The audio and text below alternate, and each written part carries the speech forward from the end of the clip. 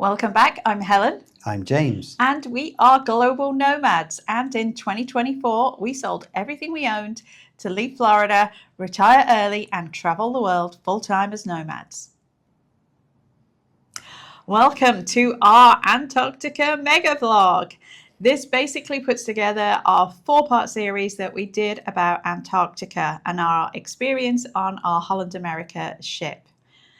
We visited Argentina, the Falkland Islands, Chile, and the incredible Antarctic Peninsula. And we take you through the ports of call, what we did, what we saw, and how we got there, what clothes we packed, and some hints and tips on if you're thinking about doing an Antarctica cruise. Should they? 100% you should do it. It's expensive, but 100% worth it. This is a destination where less than 1% of the world's population will ever get to visit, and we consider ourselves extremely lucky that we were able to go. So I hope you enjoy this mega vlog as much as we did. So welcome back. We're going to be starting a really special series. We're going to be doing 4 videos over the next few weeks about our cruise time in Antarctica. It was an absolutely incredible experience, and we're really excited to share it with you. We traveled with Holland America, so this was a big ship cruise and not an expedition cruise. And in a later episode, we're going to talk about the reasons that we chose that ship and not an expedition ship. But our itinerary took us from Argentina, southbound, made stops in Argentina to the Falkland Islands, the Antarctic Peninsula, before we headed back north across the Drake Passage to Patagonia and Chile. In total, the cruise was 22 absolutely incredible nights, and we're really excited to share this experience with you. So in this part 1 of the 4-part series, we're going to show you the first half of the itinerary. So we departed from Buenos Aires in Argentina and then headed to a couple stops in Uruguay, before heading south to more stops in Argentina and the incredible Falkland Islands. We're going to give you a quick tour of our signature suite that we stayed in for the entire stay and give you a few pointers around the ship. We'll talk about laundry, a very important thing on a 22-night cruise, and show you around the ports. So stay tuned.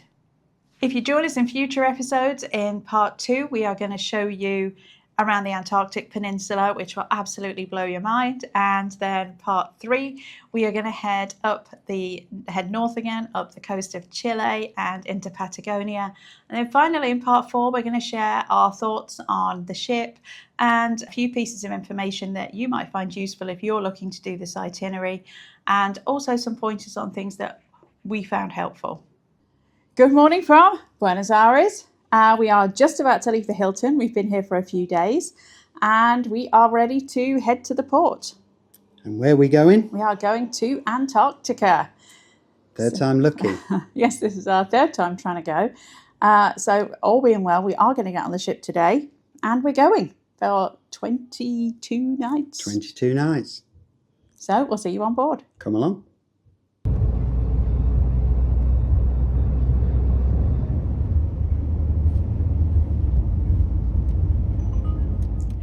So we made it on board.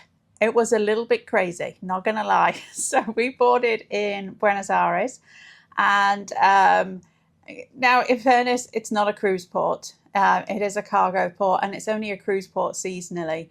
And there are 2 ships in today. So there's us, which is the Holland America Oosterdam, and the MSC. There's a big MSC ship here as well. So I'm hazarding, I guess, that there's at least kind of 5,000 people here all trying to board at the same time, from one little tiny terminal that only operates a few months a year.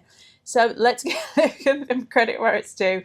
But it was a little bit chaotic. You can't hear them,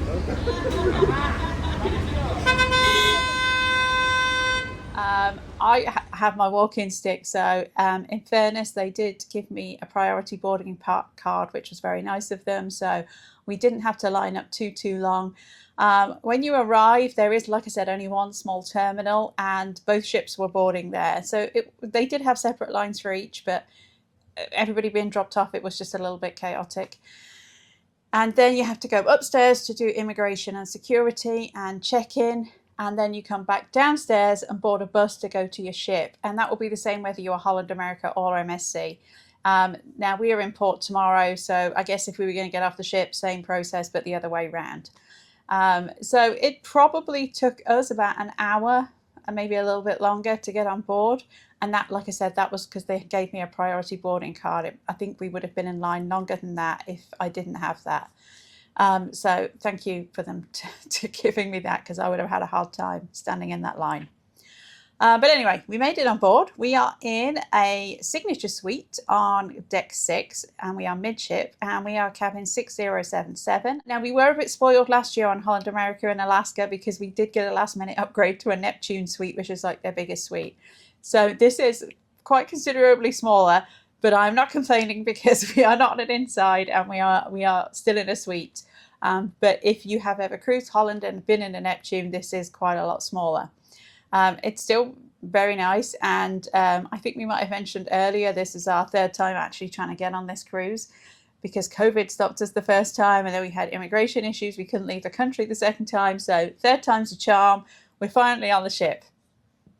So coming in, we've still got plenty of space. We have on the right hand side as you come in, we've got the bathroom, a nice big bathroom. Anybody that's cruised will know what cruise ship bathrooms are normally like. So we do have a double vanity, a separate bathtub, and a walk-in shower. And because we're in a suite, we do have some really nice upgraded LMS products, which I am a big fan of LMS products, so happy about that. We also get bathrobes because we're in a suite. And I know last year, and I've seen a card here already, in Alaska, they did give us blankets to use outside on the balcony too. So that's a nice touch as well. On the left-hand side, we've got a whole run of closet space. There's shelves in there that go up and down, like that, up and down, so that you can have either long hanging space or shelves. I think there's like 6 cupboards, so plenty of storage space, even though we're on here for 22 nights. Even with your long coats and everything, you're going to have enough space. There's also a safe in there. And then next to that, we've got a nice makeup counter, quite a good amount of space. We've got an outlet there as well, a 110 and a 240. So if you've got plugs from Europe, you're going to be able to use those too. A hairdryer, that is, because you won't need a converter. Nice place to sit there if you want to use it as a desk or a makeup counter. We've then got a nice couch, a 3-seater couch, which is what we're sitting on underneath the TV. I would guess the TV is a 50-inch. It's a pretty decent size. We have yet to find out if we can get the Fire Stick in there. I know we have Starlink on here, so we're hoping that that might still work, but clearly we're going to be in Antarctica, so I'm not sure that Elon has got his satellites out there yet, but I guess we'll find out. And then we've got in front of this a little coffee table and some bedside tables. King size bed. We had our bed made into a king size bed. Outlets both sides of the bed, as well as a USB outlet. So that's pretty cool as well. Even though this is an older ship, they have done some upgrades. And then we have another desk slash makeup area slash buffet with the mini bar and a window, a table that faces the window, which is nice. Again, because we're in a suite, we do have some binoculars as well that are included, so we can use those. And then going out onto the balcony, we have a nice big balcony. Again, not as big as the Neptune suite, but it is big. And we've got tables and a table, 2 chairs and footrests out there and cushions, which are inside right now. I guess because the weather's nice right now, but I'm guessing it's not going to stay that way. We do have the lifeboats underneath us as a little bit of an obstruction. Only if you look down, it just means you can't look straight down to the water. Not a huge deal. There are some cabins a little bit further back that don't have that, but we knew for the Drake crossing that there was a good chance we wanted to be we didn't want to be, we would be in rough seas, so we wanted to be as close to midship as possible. We have done a similar route to this before. About 20 years ago, we sailed from Santiago to Rio, and it was 2 weeks of rough weather. So we know what that's like, and we were right in the aft of the ship, and there's quite a significant difference to how much movement you feel in the midship. So that was important to us to be midship. So that's the cabin, 6077, signature suite. Very nice so far. We have met our stateroom attendant already. He's already been in to meet us. He's from Indonesia, so we are looking forward to it. We're going to get unpacked and then go have a gin and tonic. So welcome to the channel, Tracey. Hi, thank you. Tracey very kindly was a rescuer for us full-time travellers and had my Amazon package sent to her house and brought it to me here on the ship. So huge thanks to you. You're absolutely welcome. Thank you so much. I really appreciate it. Not a problem. They came even through the snow. It was snowing that day and they arrived right on time. I saw the delivery picture actually. I was like, oh, it's snowy there. Yes, it was very snowy there. So before we boarded the ship, we did do a all-inclusive laundry package, an unlimited laundry package. So you have your laundry bag in the cabin. If you didn't want to do the all-inclusive, they do a deal with one bag filled. I think it's $35. But I'll be honest, I mean, I'm pretty adept at doing this on all-inclusive on our bags now, but it's not the biggest bag. And we are on the ship for 3 weeks. So we decided to take advantage and do the all-inclusive one. Basically, this is like the second time we've done it. And you get your stuff back the next day. It'll either come back folded in the nice tray like this, and they'll give you a new sheet. Or we had a couple of things that I wanted hanging, so I did ask them to hang them. You do get that option on the sheet when you fill it in. And everything, I'm pretty sure, looks good.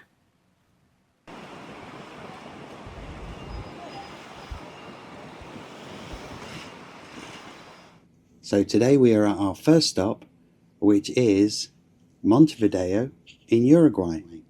So this is a cargo port and part-time cruise port. There's actually 3 ships here today, so I'm thinking it's going to be pretty busy. We're about to go and try and get off to go on our tour. We do have to take a shuttle bus to the front of the port though, because we're not allowed to walk anywhere with it being an operative kind of cargo port. So let's go see what we see.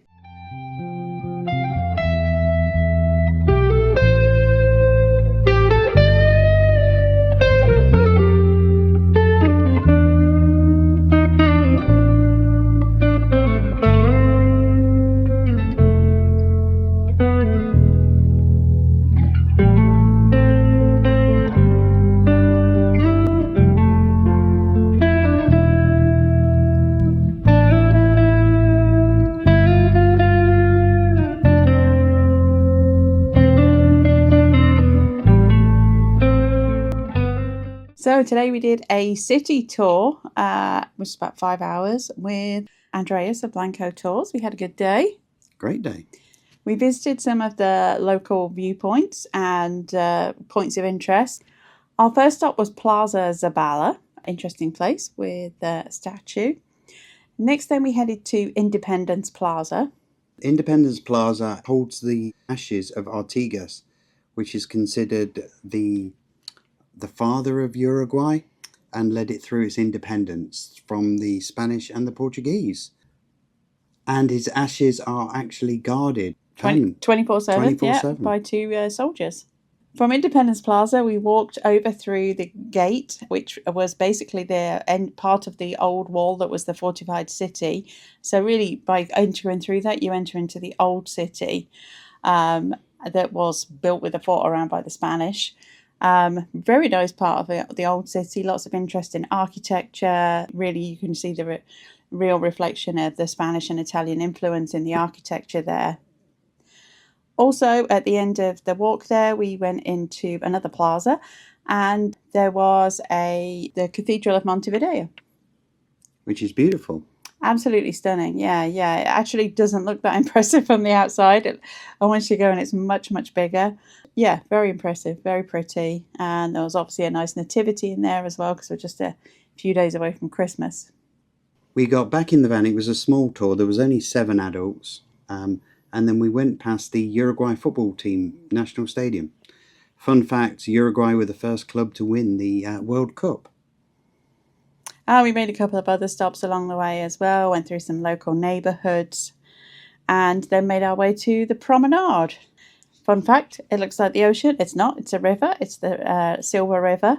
Had a little look around there, drove along the promenade. Very nice areas and very nice apartments if you've got the money too. And it's the widest river in the world. Not the longest, just Not the widest. Longest, just the widest. 80 kilometres, I think he said. 82 kilometres, yeah. But I think the overall feel of Montevideo in Uruguay, this is our first time in Uruguay, was really good. Yeah, really enjoyed it. Much friendlier, quite a chill vibe for a big city. People generally were very friendly. Nice architecture, a bit like a mini Buenos Aires. So we are here at the indoor market. They've told us this is a local market, kind of question it. There are lots of locals here. There's a supermarket and fresh fruit and veg and like a food court area. So we've got a pastry with what we think is cheese, onion and ham. It looks like a flaky pastry. It looks a little bit like a Cornish pasty, for those of you from England. And we did warm it up. And we've also got some beer. I don't know, I think it might be a local beer. So let's try.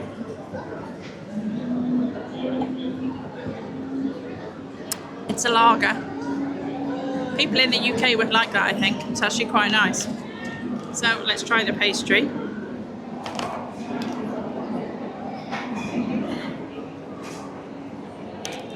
Oh yeah. So yeah, we've got like cheese and ham in there.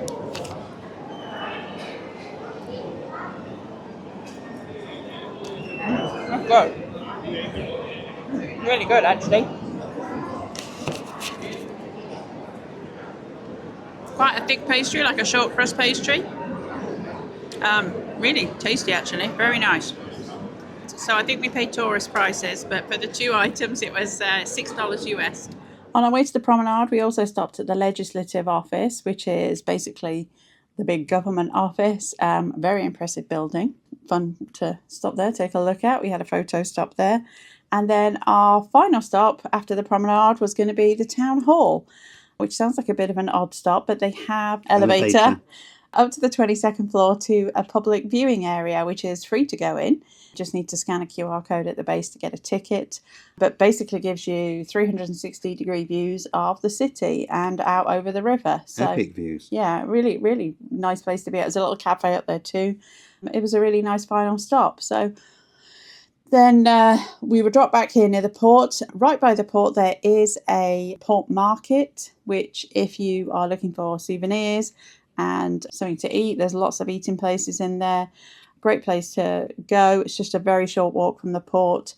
I'm glad we did the tour because we got a little bit further out. But honestly, if you just wanted to have a quick look around the city, the port is so well located that it wouldn't be difficult. You wouldn't be difficult to just do your own walking tour, honestly. You wouldn't get to the promenade or the legislative building, but everything else you could probably just walk to, honestly. I'm glad we had the tour for the information as well, though, but it's a very walkable port. And it was a good tour guide. Yeah. Andreas. Yeah, he was a good tour guide too. So yeah, well worth the visit. And tomorrow we are off to Punta del Este. So good morning and actually good afternoon now from Punta del Este in Uruguay and our second stop. So here is a tender port. So we did have to go down to deck 2. To Rolling Stone Lounge, pick up our ticket, and then walk down to level A or B or A, I think, yeah, to get on the tender. It varies depending upon the tide. But the point is really that it was super organised. Literally, we walked down. The first tender was 8:30. I think we were down there for about 9 o'clock. And literally, we walked straight in, got a ticket, waited about 3 minutes, and then walked down to get on the tender. So all very organised. So it was super easy. You arrive into a marina. It takes about 25 minutes on the tender. And you arrive into the marina. There's not a whole lot in the marina, apart from boats, obviously, and a lot of fish. And? Sea lions. Sea lions. And big sea lions. They're very lazy. Well, this is obviously where the local people catch the fish, and they all had sort of little stalls that they were selling their fish, which is quite interesting. There were some big fish, but they're obviously gutting their fish at the side of the dock. And so, yeah, the sea lions are not stupid. And the seagulls. And the seagulls, yeah. There's some very well-fed sea lions and seagulls. So there was about 6 or 7 big sea lions down there. So that was pretty cool to see. We didn't decided not to do a city tour or anything. There's not a whole lot here, I don't think, honestly. And it's a Sunday. And it's just before Christmas. And a lot of things are closed. So we just took a short walk around the town. We walked, if you come here and come out the port and walk straight up the hill, basically, that's going to take you to the lighthouse, which we did see some tours stopping at, but you can easily walk to it I think it's about 400 or 500 metres. It's not very far. But it was closed. But you could see it from the outside, but it was closed. You couldn't go up to the top. I think it's usually open on weekends, I read, but it was closed today. And then opposite that is a meteorological base. And the square and Our Lady of the Candle, which is a local church, which we got a chance to wander in. Yeah, well worth going in. Even though it's Sunday, I didn't think we'd be able to go in there, but we could. I guess there wasn't a mass at that time. There's someone on a jet ski just going past us. So that was cool to go in. Much more basic church, so obviously all the cathedrals we've been seeing. But it was nice to have a little walk around. Honestly, it was super hot today and super humid as well. But the actual port is very much, you've got some very, very expensive boats. This is a retirement community, effectively. If you're very wealthy, you would come here to retire. But then on the other side, it's a working fishing pier. It resembles almost like a Greek fishing village. So you've got these two sides to it, but some very nice boats in there, none of which we will own. And if you want two very noisy jet skis going past us now, if you wanted to go out to eat, there are plenty of restaurants right outside as well that we're just starting to open up. So easy to find somewhere to eat. The only gift shop we found open, if you're looking for souvenirs, there isn't the usual kind of shops or stalls available right outside the port. The only one that we found was right by the lighthouse. So again, you had to come out, walk up the hill. And he's a proper artist, so he painted a lot of this stuff. And there's a sun painted on the road that he did. He designed and painted as well, and there's a sign telling you about him.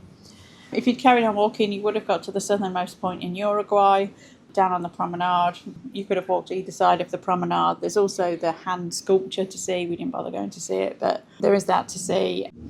But it was still nice. We only spent a couple of hours walking around. As you can see, the weather's gorgeous. And it's hot. But it was really hot and humid. And it's a very short day today with a half hour transfer in between. It doesn't give you a lot of time to do tours, but nice to just, if you're here, make the effort to get off and have a quick walk around. It was worth it. So, good afternoon from Puerto Madryn. Stop number 3. In Argentina. We are back in Argentina. So we had a bit of a windy arrival. Couldn't moor the ship up. So we were a little bit late getting off. We have actually been here before, so we decided to go see the sea lions, not the penguins. There was like 3 main options here, which was either Punta Tombo, Punta Lombo, or Peninsula Valdez. We went to Peninsula Valdez last time, so we thought we'd go and see the sea lions this time anyway. We went to see the sea lions. And then we had a quick city tour afterwards. We booked with Animal Tours, who pretty much did what they said they'd do. Well, that was successful. By the way, it's windy. It was very windy when we were ashore. Very, very windy when we were ashore. Anyway, back on board. Yes. As we were saying, we went with Animal Tours in Puerto Madryn, and we are just leaving Puerto Madryn now. They pretty much did say what they did what they said they do. Yeah, I mean, it was to see the sea lions was pretty cool to do, wasn't it? Yeah, and it was a very quick city tour. I was going to say, we saw the good old Welsh flag. So for those of you that don't know, this was a Welsh colony, as were many parts of Argentina when the Welsh arrived here. And so the Welsh flag is still pretty prolific, and our guide did tell us that they are looking to kind of support and maintain the Welsh connection. But then we went to the Plaza St. Martin, which is like the main plaza in the town. Had a drive along the seafront, saw the Welsh lady statue on the seafront, did a little bit of souvenir shopping and came back to the ship.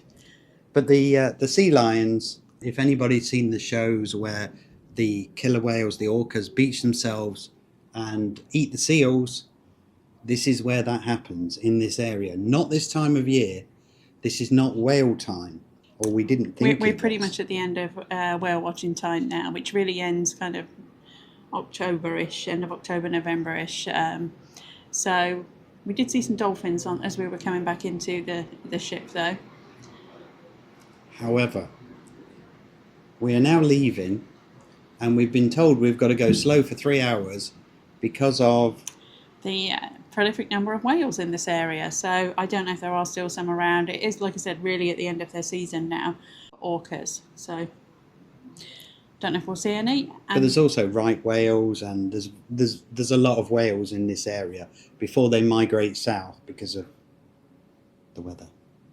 And then we have been told after 11 p.m. we do expect it to get a little bit more nautical, shall we say.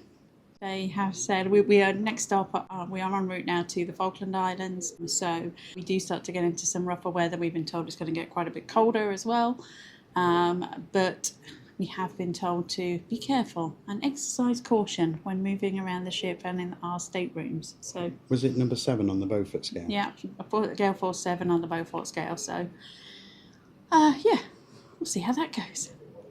We don't get the Drake until after the Falklands, so we'll see how that goes. Drake Shake or Drake Lake? What's your money on? Shake, honestly. My money's on Lake. Who's going to win? Stay tuned to find out. So here we are just leaving, and all those white shapes in there that you can see, they're we think they're Portuguese man of war. They're definitely jellyfish. We're not an expert on the type of jellyfish, but we think they're Portuguese man of war.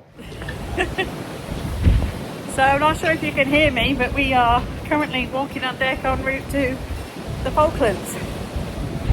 We're not going to walk there. It's a bit choppier today. Not too bad.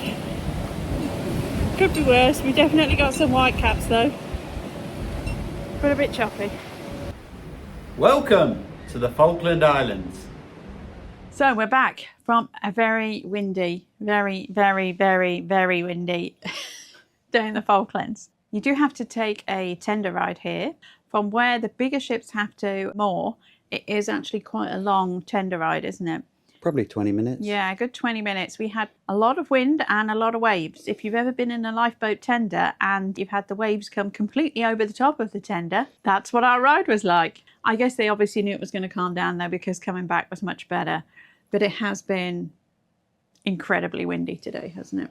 It's been crazy, and we've had a lot of rain, especially first thing, but then it got a bit easier as the day got on. Our guide did tell us though that this has been kind of unprecedented how wet it's been, because typically the Falklands are very dry.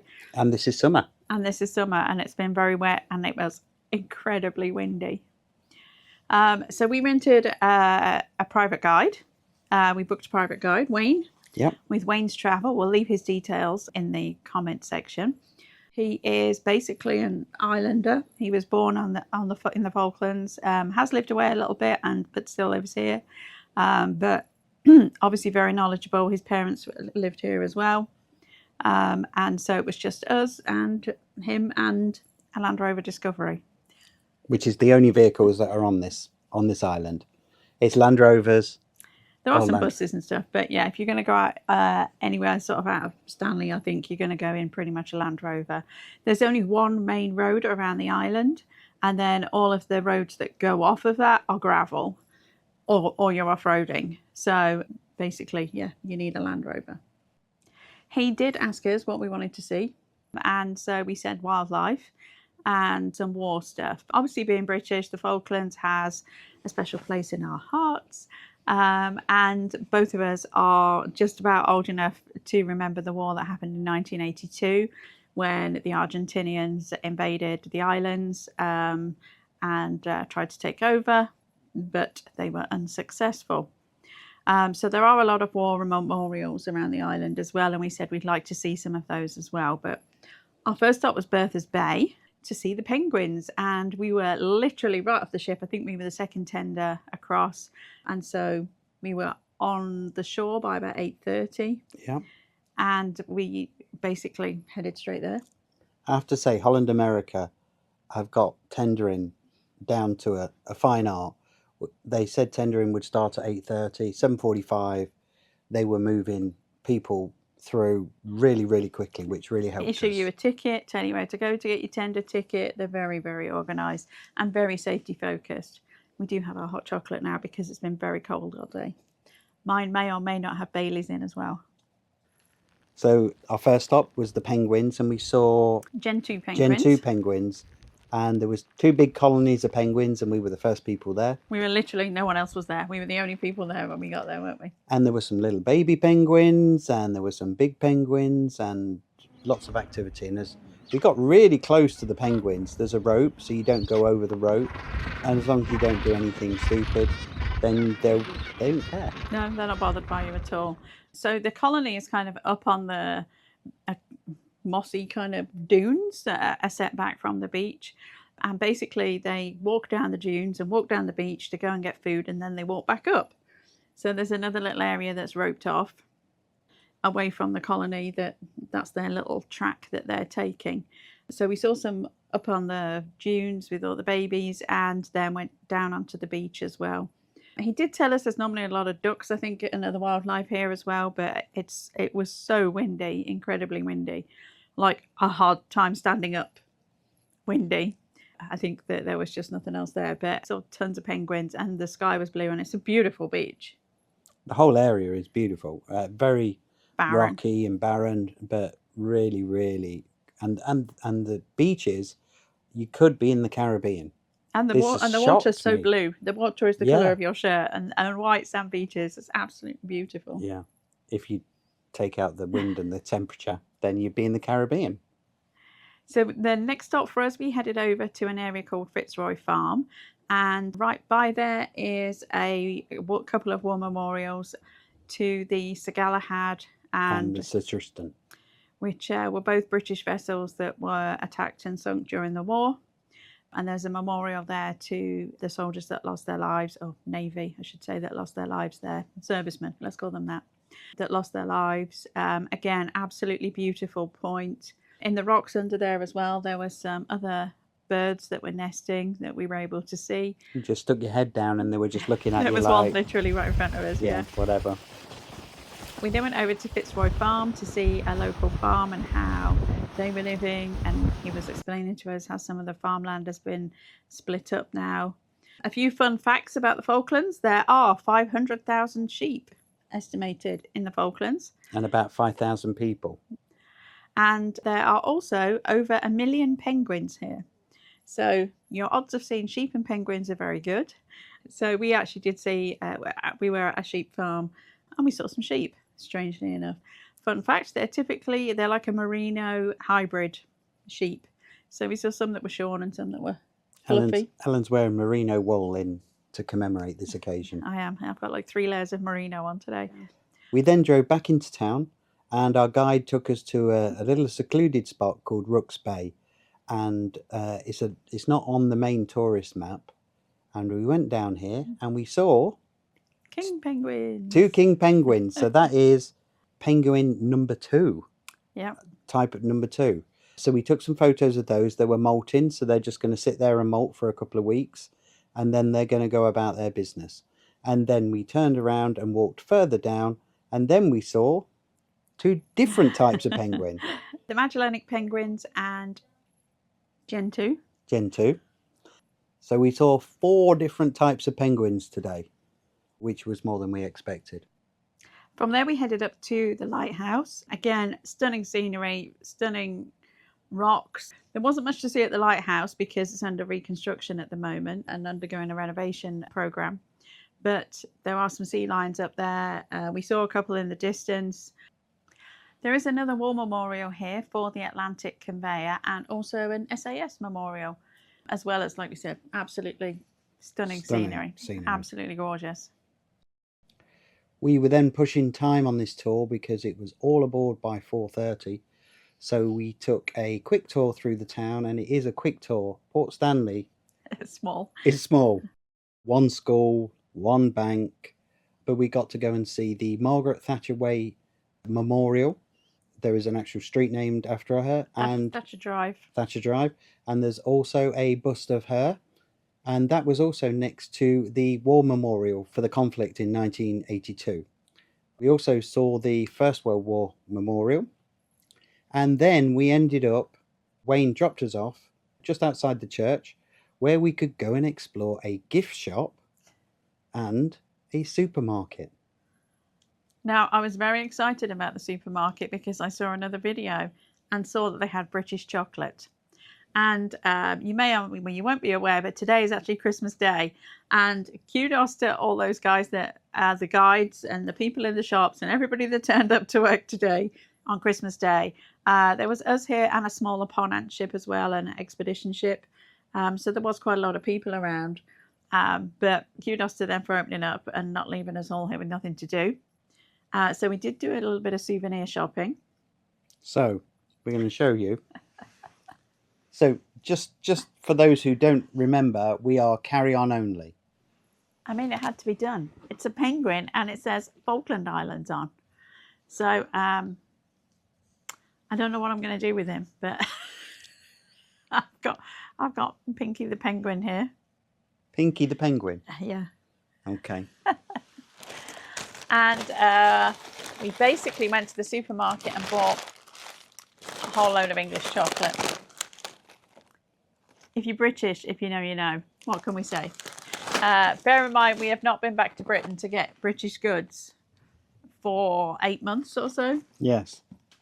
And so we were quite excited to be able to get some British goods. But basically, every British chocolate you could think of was in there. And they had a really big sweet section. Most of the tin goods and stuff in there were from Co-op, Waitrose. Waitrose, not sure M&S, but there was... I think there was some Sainsbury's stuff in there too. Yeah, and there's Heinz and... Literally everything you could imagine at a And the British prices supermarket. weren't crazy. No? The prices were not crazy. I think it was a pound. So they used the British pound here. It's the Falkland Island pound, but it's the same as the British pound. So a bar of chocolate was a pound. And I can't remember how much they were last time we were back in the UK, but that didn't seem terrible to me. They even had Angel Delight, I spotted. Hot chocolate, James's favourite, some Maltesers for Christmas Day. And again, if you are British, if you know, you know, we managed to find some Tesco Christmas crackers. So we're going to have these in the main dining room tonight and give them out to people in the main dining room who probably think we're bonkers because I don't think anybody around us is British, so they probably won't get. If you are not British, the Christmas cracker is a tradition, and basically you pull it and then there's a silly hat and a joke and a little novelty inside normally. Depending on how much you spend on the cracker, depends on how amazing the gift is inside. Well, these are cheap Tesco ones, so I'm thinking it won't be very amazing. Oh, I think it might be silly Christmas glasses in all of them. Looking at the back. Anyway, nice tradition to have for us anyway. Yes.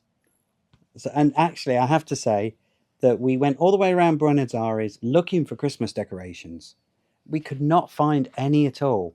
We got more Christmas. We could have bought more Christmas decorations here in the Falkland Islands than we could have done in the whole of Argentina. Crackers and cards. They had gift wrapping. They Yeah. had bags. They had everything. It was just fantastic. An incredibly well-stocked supermarket for 4,000 people. You know what I mean? Incredible. Literally everything. And I did spot some cleaning products as well. I like looking around the supermarkets. They had like Flash and all the kind of British things that we would know. Nothing to see here. Nothing to see.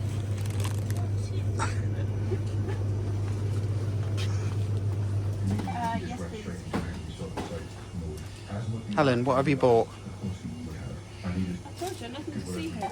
So, Falkland Islands was Probably epic, yeah. probably the best tour I've ever done.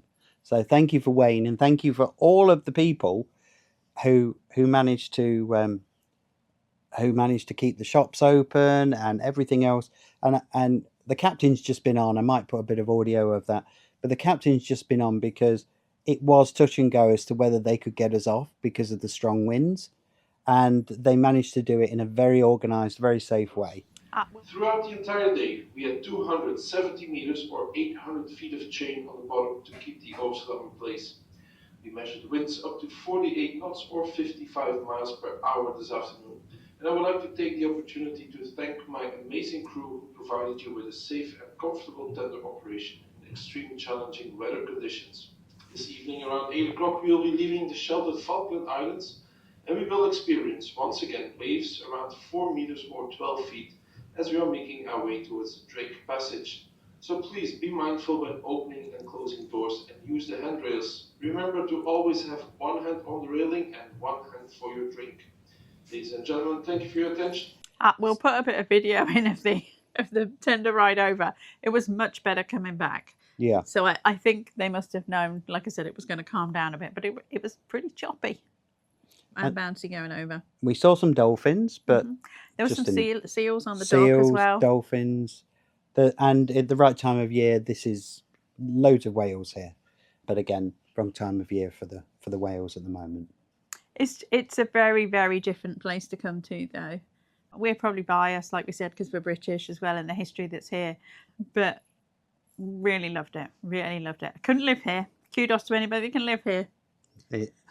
Every time we go somewhere, we ask, "Can we live here?" We knew the answer was going to be here. But really glad I visited. Really glad to visited. We'll probably never get the chance to come here again. It's so remote, but it was one of the best stops that we've ever done, and I'm really glad that we managed to get to it and squeak in between the storms. And we'll report back again tomorrow on the Drake Passage, because we leave from here, and our next stop is Antarctica, baby. Well, it's pretty much as close to the Drake Lake as we could get. We're well over halfway across the Drake now. And aside from some sea fog that's creeping in behind us, we're doing pretty good. So welcome to the Drake Passage. Is it the Drake Shake or the Drake Lake? I think we've had maybe something in between the two. It's actually way calmer now than it was. When we first left the Falklands last night, it was pretty rocky still. The captain did say that we were going to go fast, 19 knots. He said he was going to start the second engine up. Yeah, he said, well, no, I think an extra engine. An extra engine. Not the. I'm pretty sure we've got two going at all times at least. So we left there. We were doing 19 knots, and he did say that we were going to go a little bit faster because there was a pretty hefty low pressure system that was headed this way. And so we wanted to get ahead of that. And so it was pretty rocky, probably until about 8 o'clock this morning. But nothing terrible. Like, I mean, you know, you could. We've had worse. Yeah, it wasn't too bad at all. And then really it's calmed down a bit. It's a bit undulating now. There's definitely still movement, but honestly, like nothing. We've still got to go back the other way, admittedly, but it's been really... In a week's time, we've got to go across the Drake to Ushuaia, and I'm not sure we're going to be saying this then. We did have a little bit of sunshine earlier. It's pretty foggy now, but we did have a little bit of sunshine earlier. And the captain did a talk today as well about what to expect once we get to Antarctica and some rules and regulations, most of it common sense for most people, but not everyone, clearly. Which is why they have to tell everyone twice. And outlines the first couple of days of our route, which have actually had to change. Yeah, because this is not the route we're going to take. This was our plan. For the last month, this was our plan, and this morning at 11 o'clock, just before I did the Mariners reception, we decided to abandon Hope Bay.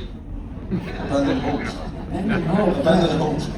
Yeah. Hope Bay has a station from Argentina, a very big station, and I'll show you now why we have abandoned it. So the morning is going to be nice, the afternoon is nice, but then in the late afternoon it's going to be crappy weather. Yeah? So this is the afternoon. Yeah. Morning, afternoon. Yeah. And so we should be cruising around Antarctica tomorrow. Yeah. Very excited. It's pretty chilly now too, even though we're standing outside. I'm wearing my shorts. It's pretty cold now. I think today they said it's, what did I see, 37? Yeah. In Fahrenheit. But tomorrow it gets a lot colder. It gets a lot colder, but the sea will calm down as we get towards the Antarctic Peninsula. So fingers crossed we get to see some whales. He did say that there's actually quite a lot of whale activity in the area, and we'll be in tomorrow, so hopefully we get to see some. So it is 10:45 at night. And sun is just kind of setting. They told us, I've got my chocolate martini. I think sunset is about 11:30 and sunrise is going to be about 2:30 a.m. So we're going to get about 3 hours of not daylight. But we might get an iceberg in about 15 minutes. Who knows? But I need to put my jacket on because I'm freezing. And today we are in Antarctica. Okay, so day one in Antarctica. It was pretty epic. So I think I woke up at about 4:30, and of course it's daylight here because the sun doesn't set until about 10:30, and it rises at 2 a.m. So it was pretty daylight, and then I was like, James, there's icebergs outside. And there was. It was, which is very cool. So we arrived at Elephant Island, and the weather was pretty nice when we first arrived. So the bow was open from 7 a.m. So we had ordered room service for 6 a.m. and we were already awake anyway. Ready to go. And just got some cereal and a coffee, and then headed down to the bow. And it's pretty amazing.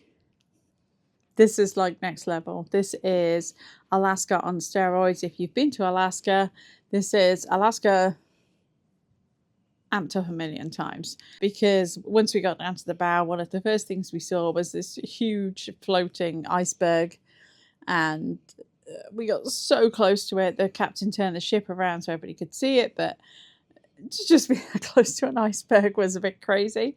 And penguins, hundreds of penguins, glaciers, and then a little bit later on we saw whales. We had a pod of whales around us, probably 10 or 12 whales. There was definitely fin whales and humpbacks, but the ones we got on video were fin whales.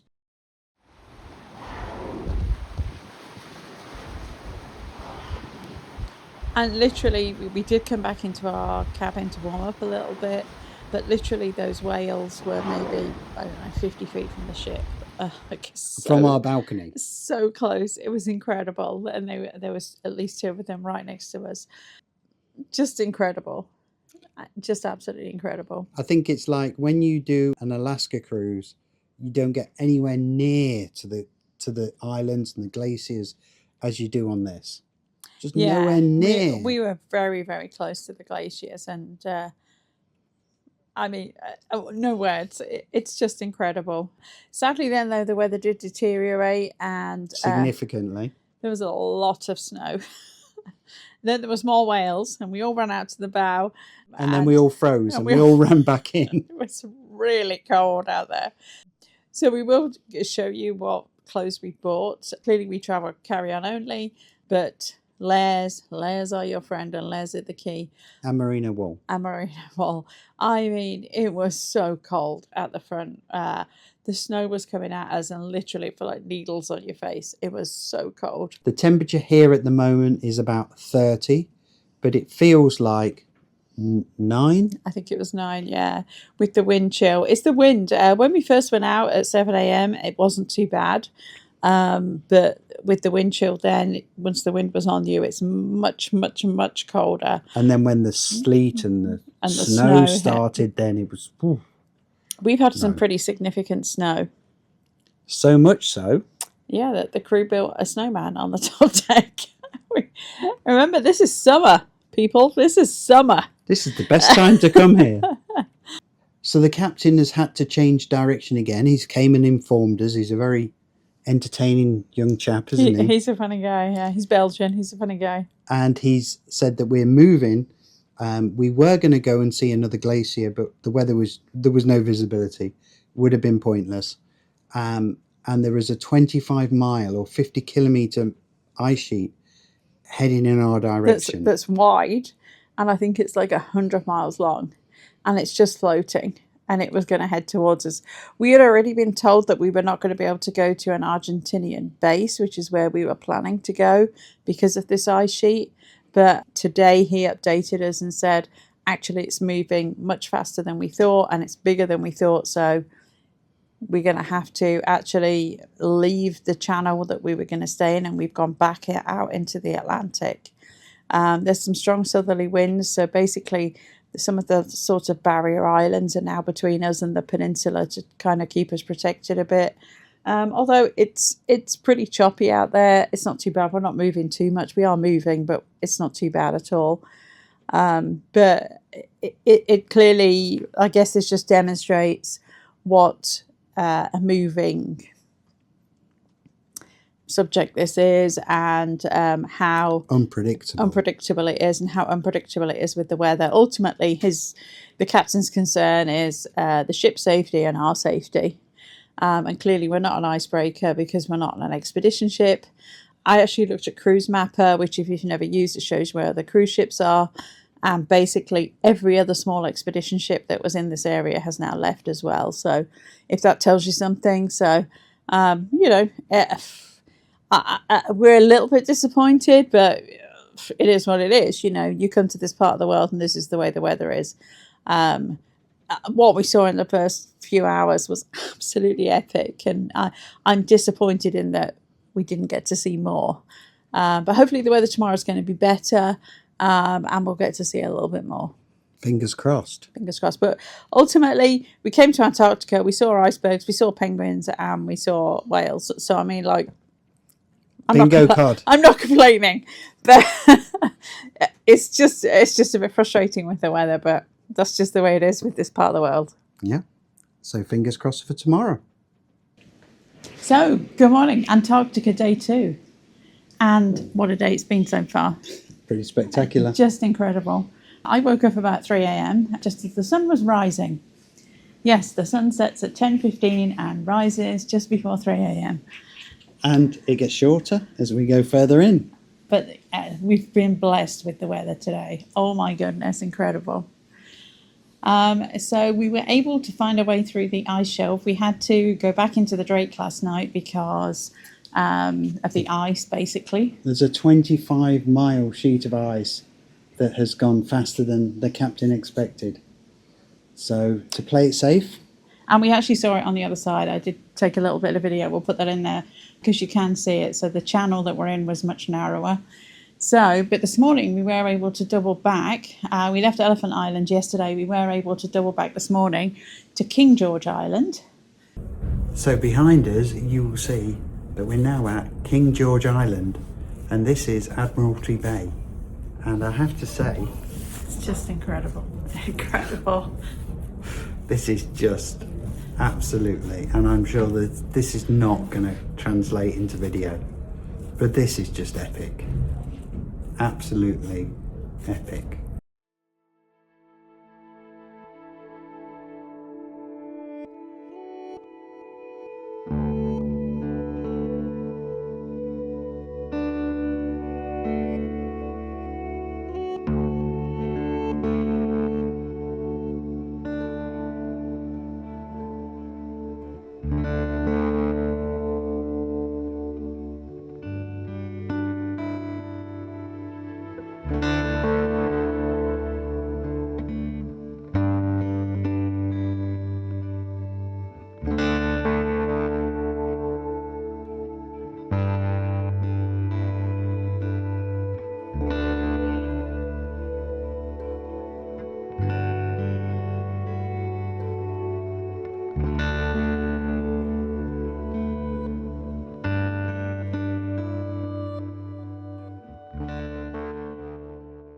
From what the captain was saying, is a new place for them to go.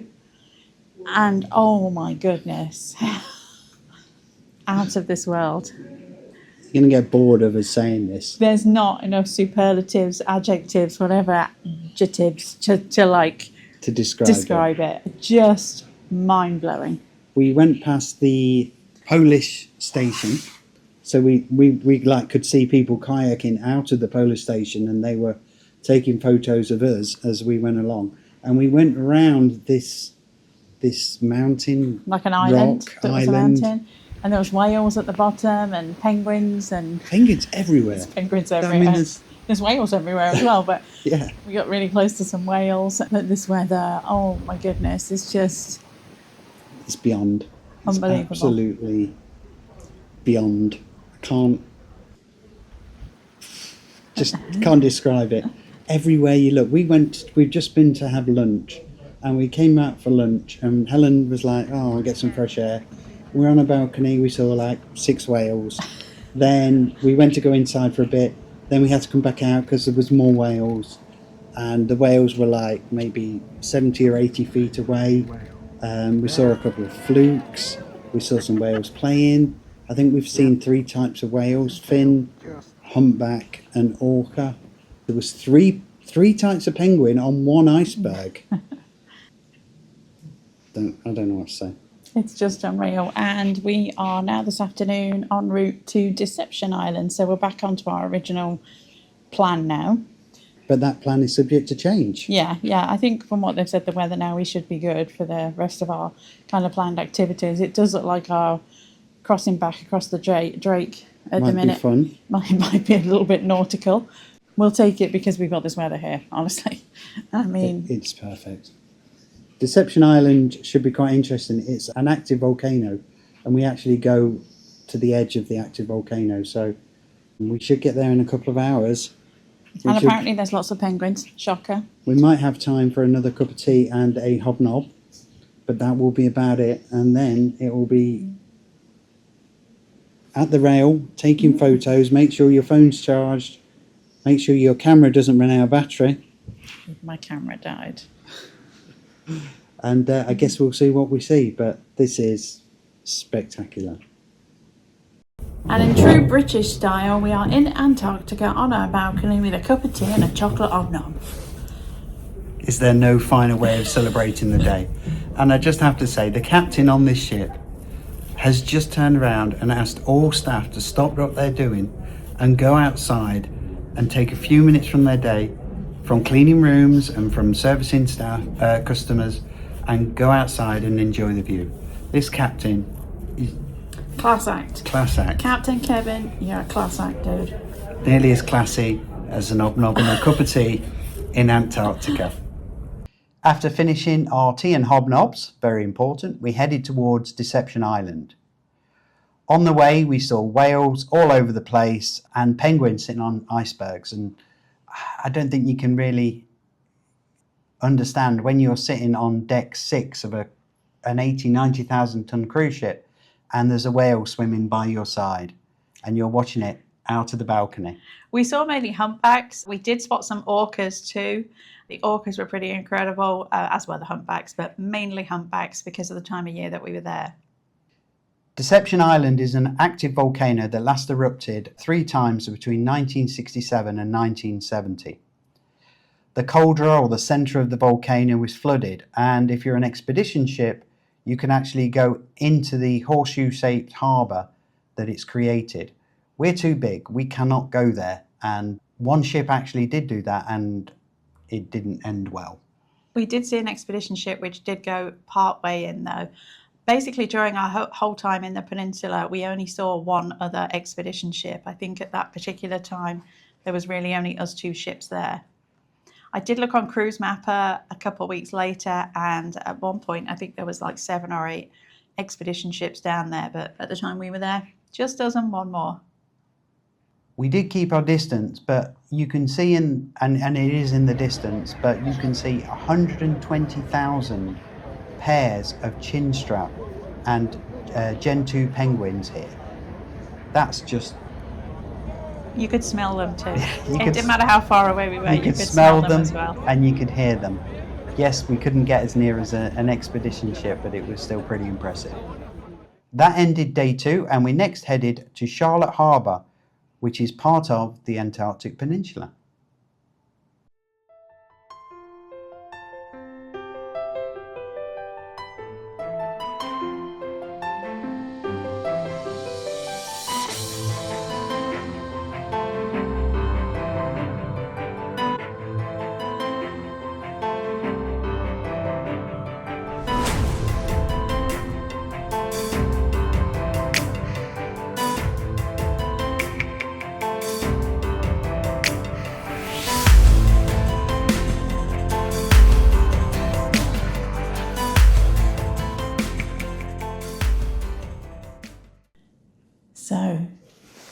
Good morning from Charlotte Bay in the Antarctic Peninsula. And wow. It's another one of those wow days. This is Just incredible. This is day 3. Look at this weather. Look at this weather. It's mad. Stop 1. The water is like a mirror. Everywhere you look is a view. And we've seen one whale. Already. And we saw the iceberg and it was calving. We didn't get it on video, sadly, but we saw it and heard it. Wow. But literally, we just stopped recording just as we started this because there's one just behind us.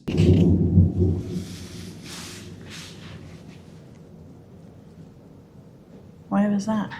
Straight ahead. Because this is a bit like College Fjord if you've been to Alaska. This is 5 glaciers draining into the bay. We'll just show you. I mean, there's no words that can possibly describe. No. And we've seen one of the ship, but that's it. It says and no penguins. No penguins. We did see one whale and he said that's quite unusual. Yeah. There it goes again, yeah. That's the glacier. Like, it is incredibly cold today. Yeah, we've been out on the front for about 90 minutes, which is about our limit, and now we ordered some tea to be brought to the room, but this is special. This is pretty special. Next stop on day 3 was Cuverville Island. I think it's known as one of the biggest penguin colonies in the Antarctic Peninsula. We've seen a lot of penguins on this trip, but we believe that there was 120,000 breeding pairs of Gen 2 penguins just in this area. We tried counting. Didn't go well. The ship got to within 150 metres, and I think one of the things that surprised us about this whole cruise is how close to icebergs and mountains and snow and the wildlife this 90,000 ton ship gets. We got to about 150 metres. We could hear the penguins. We could see the penguins. You did really need a good zoom lens to be able to get some good shots, but we did our best with our iPhones and Helen's Nikon. Although she doesn't have a 600mm lens, so that would have been better. I only have my 400mm lens, yeah. Yeah, there's definitely shots to be had if you have a bigger zoom lens. If you've just got your iPhone, you were going to struggle here, honestly. Yeah. Because they really were a bit too far away. But ultimately, this is not an expedition cruise. You know, we'll talk later about the pros and cons of coming on a big ship as opposed to an expedition ship. Generally, though, we've got a lot closer to the wildlife. The wildlife and the mountains and the glaciers than I was expecting to on a ship of this size. And as we were leaving Cuverville Island, we came across an expedition ship. It was the MS Roald Amundsen. And they were just going out in their Zodiacs, and we waved to them and they waved back. But they were getting ready to go and climb basically the mountain that was in this bay. They were kind of in a little sheltered bay that we went past. But the other fun, exciting thing we saw in this bay was a Weddell seal on an iceberg. I did get a nice picture of it because it happened to be on our side of the ship. I have to say, for all of the wildlife spotting, while we were in Antarctica, we got super lucky. Almost everything was on our side of the ship. Sorry to anyone on the port side, but starboard wins this time. Starboard one, yes. When you come from Buenos Aires and you go to Santiago, choose starboard. Choose starboard. But stunning scenery, breathtaking, no superlatives to describe it really. It's just incredible, and how close you sail to the mountains. It's just unreal. From there we cruised for about another couple of hours. Again, incredible scenery, beautiful. Everywhere you look. Yeah, there's no words, there's no bad views here. And there's no rest. No, there isn't. It's quite tiring. The weather again was still really nice. It did start to cloud over a bit at the end of the day, but then we headed into Dallmann Bay, where the primary reason was for a huge iceberg that was there that had a whole load of penguins on. But this area is also the most well known to be the most populated for whales. And it did not disappoint. We were there a couple of hours as we were cruising in, and we must have seen 100 whales. I mean, everybody was standing outside and they were like, there's a group, there's a group, there's a group, there's a group. Just so many whales, mainly humpbacks. Killer whales as well. For reference, we went to Alaska last year. I spent the whole time trying to get a fluke picture of the whale tail, the fluke. I think I got 2 in the end. Yesterday, I think I probably took, 20 different whales. They would come up. The humpback even came right out of the water with his head out of the water. I think there was 2 that were actually feeding because they seemed to be going around in circles. So I think they were feeding. But I just, no words. So many whales to the point where we'd be like, oh, there's a whale, but it's over there in the distance. Yeah, we're not bothered about that one. Normally by 7 o'clock at night you're completely drained. On day 4 you will see a killer whale jumping out. You'll be like, yeah, been there, done that.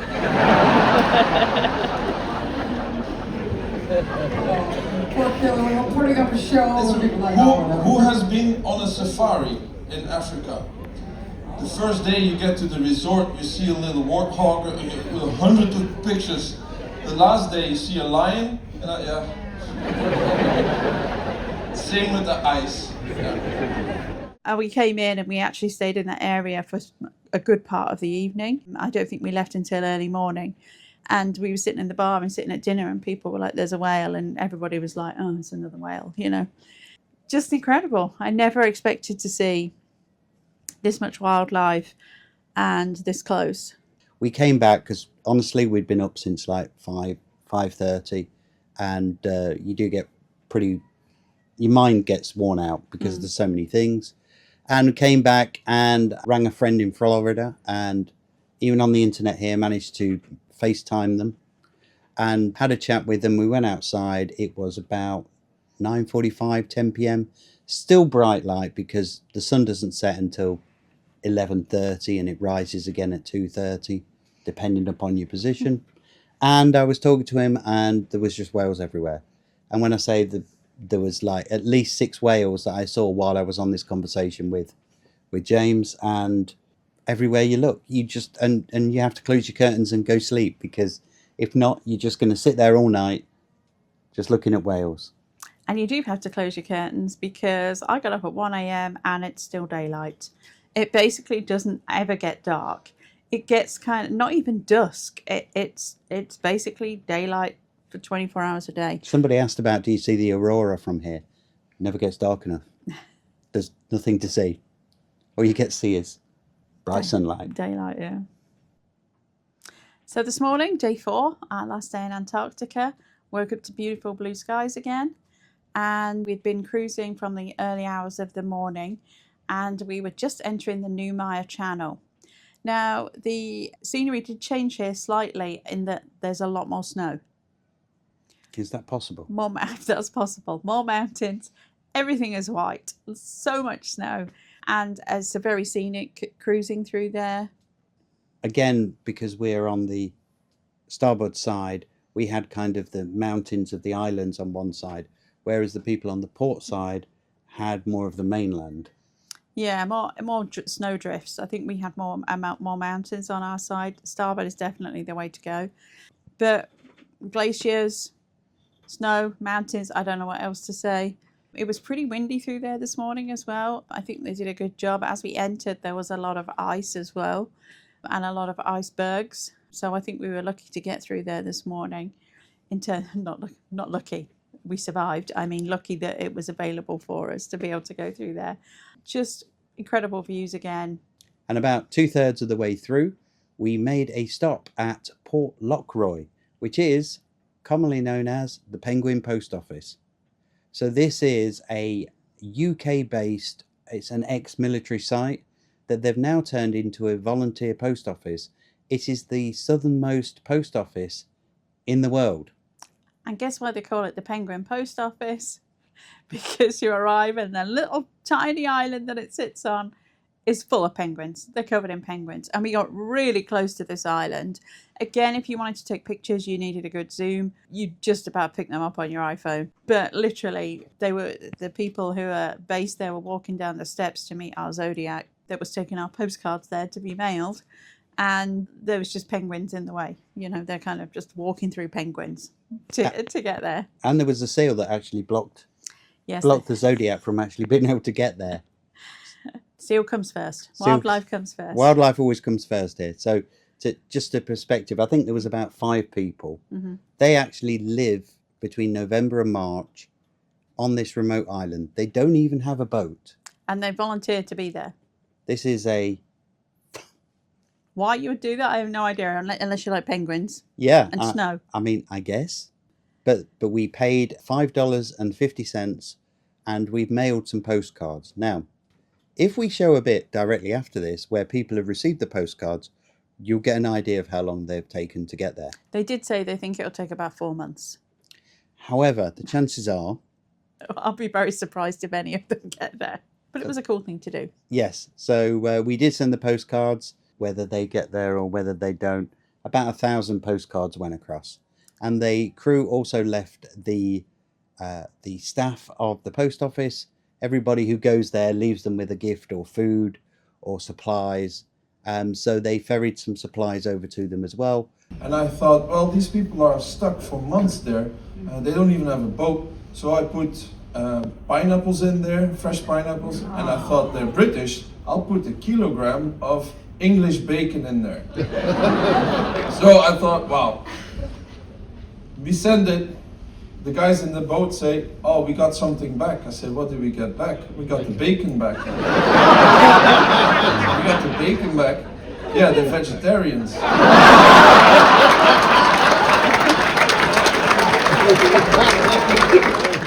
But it's a little tiny island in like this bay. Initially, we were both like, is there even a building there? It looks like there's 2 buildings. And the good old Union flag is flying high. But initially, it didn't even look like there was anything there. No. There's these 2 little tiny buildings. Very cool to see, though. A very cool thing to do. Yeah, absolutely. I mean, if they don't get there, then it probably was a complete waste of time.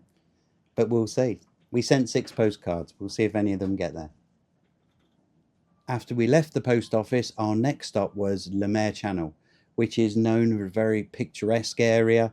Not so much for the wildlife, but just the stunning scenery, and it did not disappoint.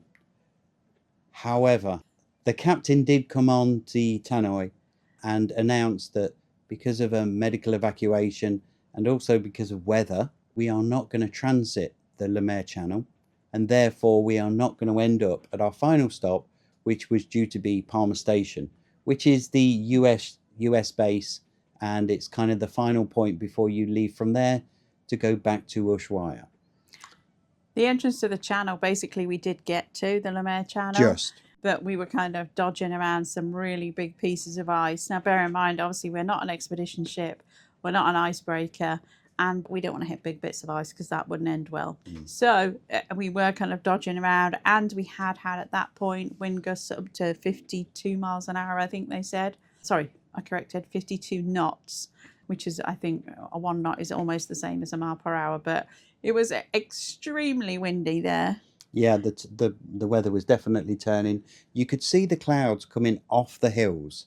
I'm not sure if this is going to be visible on video, but you could actually see the clouds following the contour of the mountains coming down to the ocean.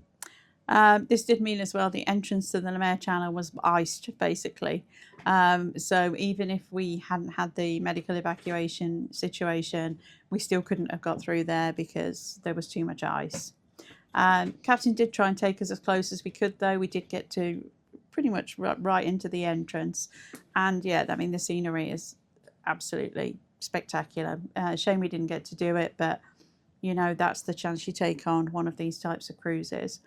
And that is the one thing you can guarantee with this cruise. You can guarantee there will be changes. Yes. And then changes to the changes.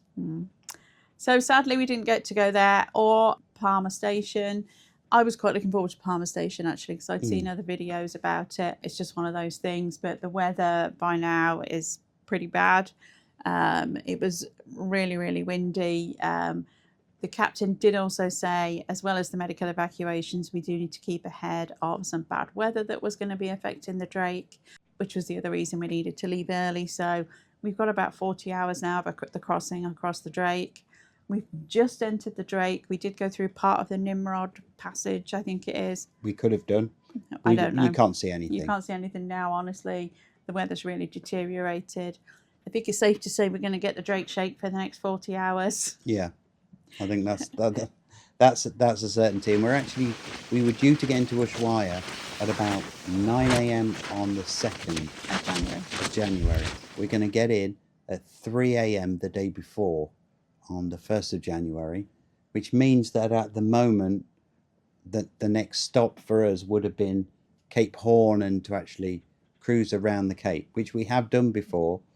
The captain is going to come back to us probably tomorrow with a plan as to how that's going to happen, but we'll probably offload the passengers, get them taken care of, which honestly is probably the most important thing at the moment.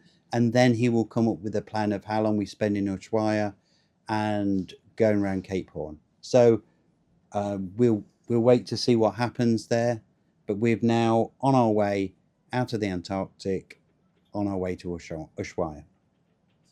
It was pretty choppy when we left Antarctica. Yeah. Now again, this is the most, I think, 2 oceans meet at this point, but there are 3 oceans meeting in this part of the world. This is some of the roughest seas in the world. And I have to say, we wore our sea bands all day. Yeah. We expected a lot worse than we got. I think at most, for that second crossing on the Drake, we had about, he said 4 meter seas. I think it might have been a bit more than that. I almost think they underestimate what they tell you. But about 4 meter seas. And actually at one of the Q&As, someone asked him what was the worst seas he'd seen, because I think everyone was a bit like, yeah, it wasn't that bad. And he said last year they had 9 meter. And I would not wanted to have been on this ship in 9 meter seas. Obviously I handled it fine and it wasn't a problem. 4 meters was pretty rocky, but honestly not that bad. No. Not that bad at all. No, I think we coped with it pretty well. I didn't really see anybody being particularly sick or anything. It didn't affect me, and normally if it's going to affect someone, it's going to affect me. It wasn't too bad. The weather was probably coming in. We were getting some storms. The visibility wasn't great, but we still managed to go. We still managed to get across there, get to Ushuaia, drop off the 2 passengers, and then we doubled back on ourselves and managed to go from there to Cape Horn. And again, we've been to Cape Horn before on our last cruise, and honestly, I on the last cruise in 2002, I was a bit like, oh, is that it? You couldn't really see, and it was like a big rock in the distance. Like, you honestly really couldn't see anything. This was so much better. Again, we were advised that we were going to stay on the east side of the actual island, the peninsula of Cape Horn, to protect us from the worst weather, and we did. It was, you could see out in the Drake, it was beyond there, it was pretty choppy, and we did have to go out into that a little bit to come back into Ushuaia. But again, we stayed there quite a while, got very close, could clearly see the lighthouse, could clearly see the monument. Again, did donuts with the ship, did some 360 so everybody could see. So again, you really didn't need to go out onto the front bow, although it was open, if you didn't want to be out in the worst of the wind, because standing on your balcony you are much more sheltered. Or even on deck 3, which again, being an old style ship, there's deck 3 promenade goes all the way around the ship, so there's plenty of open deck viewing area if you don't happen to have a balcony as well. Yeah, and you don't want to be on the bow. The bow typically takes the worst of the weather and the worst of the wind. But everybody got a very good chance to see. I actually think we did like 2 360s. It was very clear to see. Everyone got enough chance to take a photo, video, selfie, everything. It was pretty, compared to 20 odd years ago, it was pretty good. And then we did have, like I said, we did have to go out into the Drake very slightly to come back into Ushuaia. We maybe had an hour, a couple of hours or so of it being a little bit rocky again. Again, not terrible though. You weren't sick, so that was good. That's the indicator. If I'm not sick, it's not too bad. I wish to get back into the channel to come back into Ushuaia. It settles down a lot, so it was good. And then we went back to Ushuaia, actually earlier than we originally planned, and then we resumed our itinerary from there. Yeah, I think originally we weren't going to be in Ushuaia until 9 a.m. It was like 9 till 3:30, and we ended up getting in at 7. So we actually ended up having a couple extra hours in Ushuaia. So we have actually been here before. We were here in 2002. And one of the most popular things to do here is to ride the train to the end of the world, which is basically a narrow gauge train that used to transport prisoners, and you can ride it in the Tierra del Fuego National Park. And in 2002, that is exactly what we did. So today we figured we would do something different, and the train actually only goes to a very small part of the park, doesn't it? So yes, it's good marketing. Everybody does the train and you miss the rest of the park. Yeah, so we decided we would hire a private guide, and we took a private tour into the park. We actually found this particular tour on Viator, which we usually try and avoid Viator and get your guide. Or we look for the tour on there and then look for the company who offers that tour and then go to that company directly. If you do this, you're hoping to support local businesses, and they are then not paying a commission to Viator or Get Your Guide. So that's where we normally do it. However, we didn't book this till late last night, and the company's website was just like a contact us, so you couldn't actually book it, so we didn't want to risk it. So we did actually book it through Viator. Sadly. The second time we've ever used Viator. Yeah. And so for 4 hours for a private guide and car was $229. Yep. Now, I think you could probably hire a taxi at the port and do probably almost the same things for probably a lot less money. However, I doubt the taxi driver would know as much history and as much about the flora and fauna as our guide did. Who was a professional guide who used to work on cruise ships. And if you do want to do the train, for example, on the ship, I think it was like $200 and something each for that tour for 3 hours. So you really didn't get to do anything else apart from the train. If you buy the tickets directly, I think they're about $60. It's a significant difference. And I'm pretty sure you could easily get a taxi or an Uber to not very far to from the train port. station. It's probably 15 minutes. I think from it's the like port. 7 miles or something. Yeah, it's not very far. So you could easily do that if you do want to do things independently as well. Anyway, we went off to Tierra del Fuego National Park. Our guide's name is Gabby, and we're going to link their details in the description as well. We had a little bit of a city tour first. The city has changed somewhat since last time we came here. It's definitely, I think it's a population of about 90,000 people, and it's a lot bigger than it used to be. It was this tiny little town, literally at the end of the world, with not very much here when we came last time. Not anymore. It's significantly bigger. If you do want to walk to the town, it actually isn't that far, is it? No, just walk to the end of the pier and you're literally there. And at the end of the pier, you're also going to find some double-decker, like hop-on, hop-off sort of tour buses. There's a little train, you know, like if British people will be familiar with these little trains that go around at the seaside, one of those as well, that you can do a little city tour, but pretty much you could walk to most things. There's a couple of museums. There's a maritime museum and an Indigenous people museum, but all the main things you can see. And if all you're interested in is like bars and souvenirs, it's literally Bars and souvenirs. and it's like 2 blocks up the street. So it's an easy walk if you just want to walk. You don't need to take a taxi. But everything is at the end of the pier anyway. There's also going to be a whole lot of tour companies that are offering trips on the Beagle Channel to go see penguins and scenic tours. There's, I don't know, at least a dozen different companies down there as well. There's lots of handicraft, artisan craft things like penguins, or the famous Ushuaian elephant. There's a lot of independent artists with stalls though that had paintings and penguins and wooden carving things as well. So Of penguins. So you could get your souvenirs right off the end of the pier as well. But anyway, we went had a little bit of a city tour, and then we went off to Tierra del Fuego National Park. And we stopped, I think we had about a total of about 5 stops. Mm-hmm. Unfortunately, when you're on a cruise, when there's a cruise ship in, every time you stop, there's a lot of people there because everybody's going to the same places. But some of the scenery is just absolutely stunning. You can see a lot of it directly off the ship. But when you actually get into the park, you can. It's pretty impressive.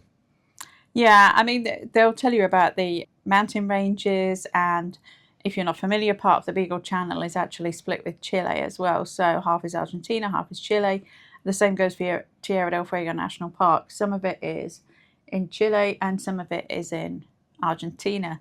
Famously, you can drive to the end of the Pan American Highway, which starts in Alaska and literally ends at the end of the world here in Ushuaia.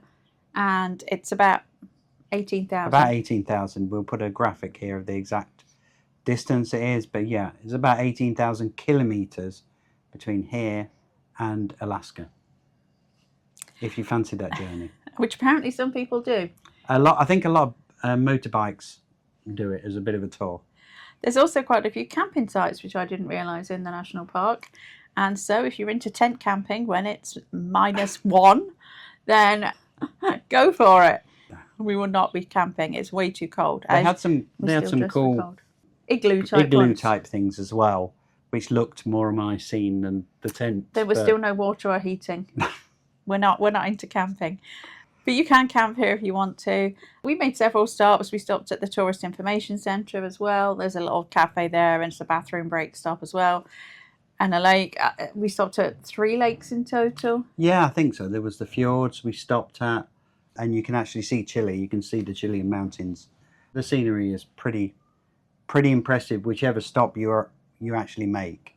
We saw the old southernmost post office in the world that's now closed down because obviously we've just been to the most southern post office. We walked to the end of the continent of South America, so that's basically walking as far as you can along the continental world. And obviously we went on the road as well. There is the southernest toilet, southernest gift shop, most southernest restaurant. There's a theme. It's either the most southern place in the world or there's a penguin. One of the two. We did make a stop at the train though, the little train that we already did, simply because we wanted to get some better pictures than we had 20 years ago, and we had already been on it. We made a little pit stop in the gift shop too, and there's some stray dogs, and it was really sad because one wanted to come home with us. They were in pretty good shape though. They were not starving. I think they must have been fed at the restaurant or campers are feeding them. There's also quite a lot of horses around there. A lot of horses. Gabby is trying to find a home for that. She is, yeah. She's put it on their community page to see whose dog it was. And we got caught in a bit of a horse traffic jam when we left as well. New one for us. Yeah, never had a horse traffic jam before. We also made a stop at the most southern, surprisingly, golf course, where again there was horses. There's a ranch down there as well, and the horses are just roaming around as well, but it's a panoramic viewpoint as well. Everything really focuses around the panoramas, the views. Gabby is exceptionally knowledgeable on the flora and fauna though. She was telling us all about the different types of beech trees there are here. There's 3 different varieties of beech trees, and the lichen and the flowers she pointed out, the berries that are edible. The geese, yeah, we did come across a little family of geese that had babies. So that was very cute too, but well worth it. It was a good we were actually a bit longer than 4 hours. And then she dropped us off in town, and we had a little wander around town and walked back to the ship. So overall, I have to say Ushuaia is one of my favourite places on the planet. That title has been taken by another place, but you'll have to watch that video to find it. But yes, it's quite a remote place. It's very safe here too. You don't need to worry about walking around like in other big cities in Argentina necessarily, or in South America generally. It's very safe here. It is also very cold. Yeah, and when you come down that pier and that wind picks up, I think today it's about 35, 40, which is positively balmy. It is pretty good, yeah. And after Antarctica, it feels pretty warm too. So stay tuned for our next stop. which is going to be Punta Arenas, and there's going to be penguins. So after you leave Ushuaia, we were cruising through an area known as Glacier Alley. And there's basically 6 glaciers along here, all named, each one is named after a country. So unsurprisingly, there's no United Kingdom one though. We'll show you a little bit of a clip about each one. There was Spain, France, Holland was the biggest one. Germany, Italy. I think France had 2 because they had a river named after them as well. Pretty interesting to see. Weather wasn't the greatest as we were going along there, but still interesting to see. Holland, which is the biggest one, definitely the best one of the 6. Of the bunch. Took about maybe an hour and a half to see all of them. If you are interested to know, all of the glaciers are going to be on the starboard side of the ship. We will refer to this many times throughout the video, but the starboard side is pretty much where you want to be if you're cruising from Buenos Aires to Santiago. And of course, if you're cruising the opposite way, you need to be on the port side. So what are we headed to see? Penguins! So we just boarded our catamaran and they gave us a little bag. Other way around, there you go. With our packed luncheon, which is here. So I think the weather may get a little bit rough, so we're going to try and eat that before we leave. Well, I've started already. And you started with the cake, of course. Yeah, in the process of quality control. I can confirm the cake is good. So we are headed to Isla Magdalena's Island, which is basically a penguin colony. filled with Penguins. penguins. And seals, hopefully, maybe. Well, we've seen the sea lion already this morning. We did. So you never know, we might see some more. Stay tuned for further updates. So, Isla Magdalena's with the penguins. We have actually been here before in 2002 when we did another South America cruise. It's an amazing place to go. There are now significantly less penguins though than when we went 20 odd years ago. And that's for a number of reasons. They were explaining to us there's now about 6,500 mating pairs here. A few reasons for the decline. It is declining in Chile, the number of penguins. You're going to see Magellanic penguins here, so a whole different variety of penguins to what we've seen before. But basically numbers in Chile are decreasing, but they are increasing in Argentina. In the cooler winter months here, they do head north to the south of Brazil. And there was an environmental disaster there, and that also depleted some of the numbers of the mating pairs. But it was estimated, I think he said in 2002 when we were here, there was probably about 20,000 mating pairs. At its height, I think he said 43,000. And it's been slowly declining over time, as Helen says, for various reasons. Lots more seagulls now. A lot more seagulls. And we do get to see seagull chicks, a lot of seagull chicks. This is the first cruise tour we've actually done through Holland, America. And as with all tours on this island, you're allowed 1 hour. A guide will take you through, split you into groups. And if a penguin wants to cross the road, a penguin's going to cross the road. They'll stop you from walking, wait for that penguin to do its thing, and let you continue, because it's the penguins' island and we are merely visitors. We have exactly 1 hour and then we have to get out off the island.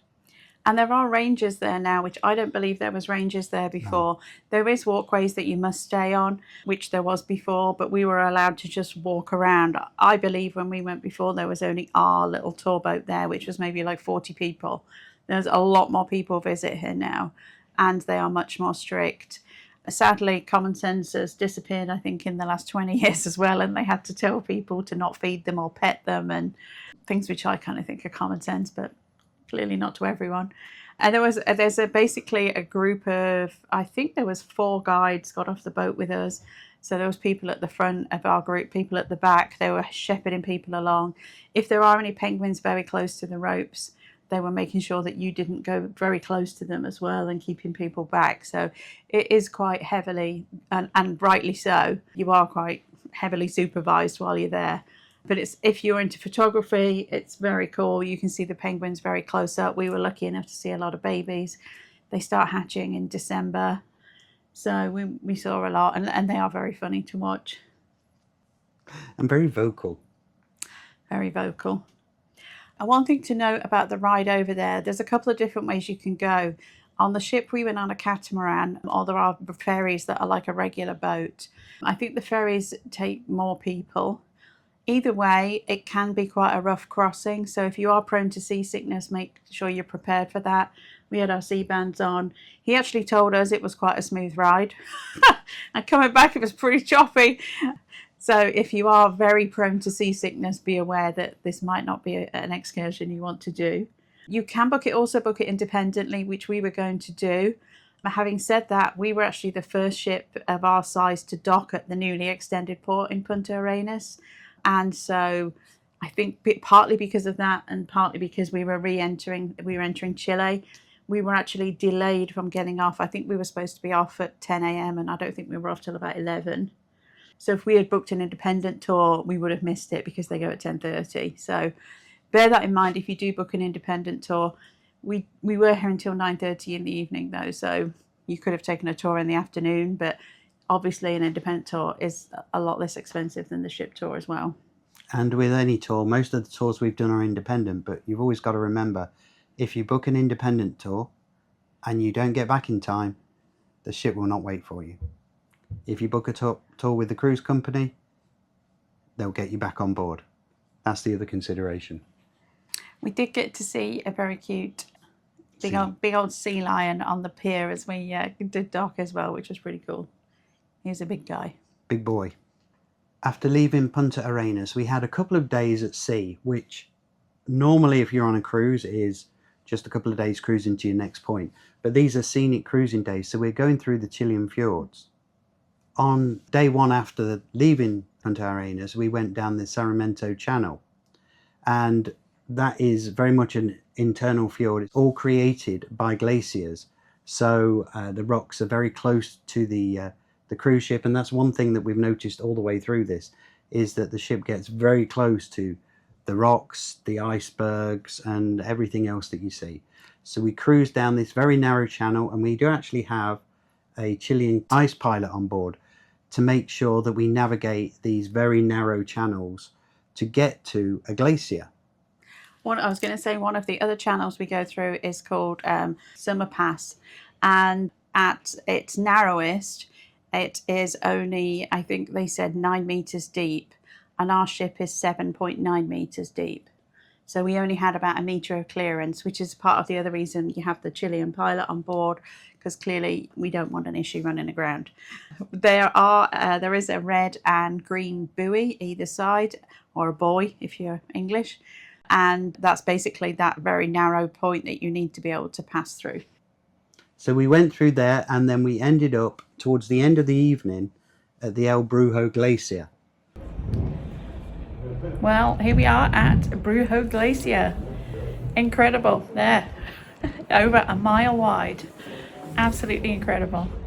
It is a receding glacier, but there's some amazing blue colours. The sunlight was kind of playing with us. We were going to get some and then we weren't. But it was still pretty spectacular to look at. It was calving as well. There was Just as we arrived, yeah, it was calving, which is pretty incredible. And we didn't see them, but there was also dolphins in the water. So issue with this cruise is you will have to have eyes in the back of your head. We were supposed to be at dinner. That all goes out the window. I went to dinner yesterday on my flip-flops and my jacket because there was just too much to see, and everyone was the same. And at this point as well, it's worth bearing in mind that the captain will do a 360, or as he calls it, a donut, with the ship. So we actually just stayed on our balcony for this. We didn't go onto the outer deck. They will open the bow so that you can go onto the open deck. But honestly, you don't need to if you don't want to. If you don't want to stand in the cold, it was still pretty cold last night. And they'll spin the ship around at most of the points that you'll stop at. The same at Cape Horn. They'll spin the ship around. In Antarctica as well, same thing. They'll spin the ship so everybody can see. Good afternoon from Helen's new favourite name, Puerto Chacabuco.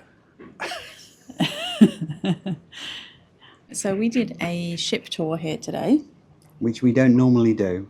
but we did have an onboard credit to use. And it's a very short day today. Yeah, it was like 7 a.m. to 2:30, and it's a tender port, so that was going to take up more time anyway. And honest answer is, There's nothing here. there's nothing here anyway. Apart from a cool sounding name. Yes.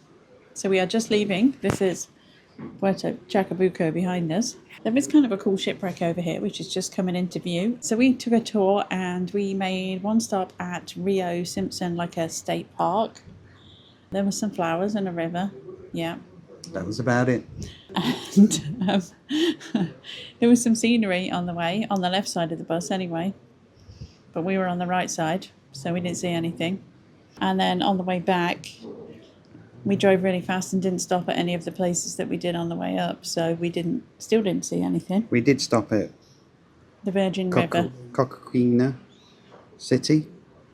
Yes. And you bought a cuddly sheep. Well, it's like a felted sheep. I'll put a picture of it in, but it's very cute. Basically, there's a plaza and some handicrafts, and it's in the mountains. It's quite nice. But this is the most disappointing stop. We're in the northern Patagonian region, so there's a little bit of snow on the mountains. There's a couple of glaciers, but we really are heading north now, and we're kind of losing all of this now. Still very picturesque, but there's really not a lot here. Probably our most disappointing port, but that's probably more because all the other ports have been it's still very pretty. Pretty good. And we also went to a local restaurant for lunch, which was nice. We had a nice view, and it was like a local restaurant. We had some nice empanadas and pisco sour and saw some birds. A glass of wine. Yeah, and saw some birds. And then we came back. So it wasn't the most exciting day. But the honest answer is, if you hadn't done a tour, I don't know what you would have seen. Because there is nothing by the port. There is literally nothing in the town. Yeah, there's just nothing. Not even people trying to sell you handicrafts at the port or anything. There's really nothing here.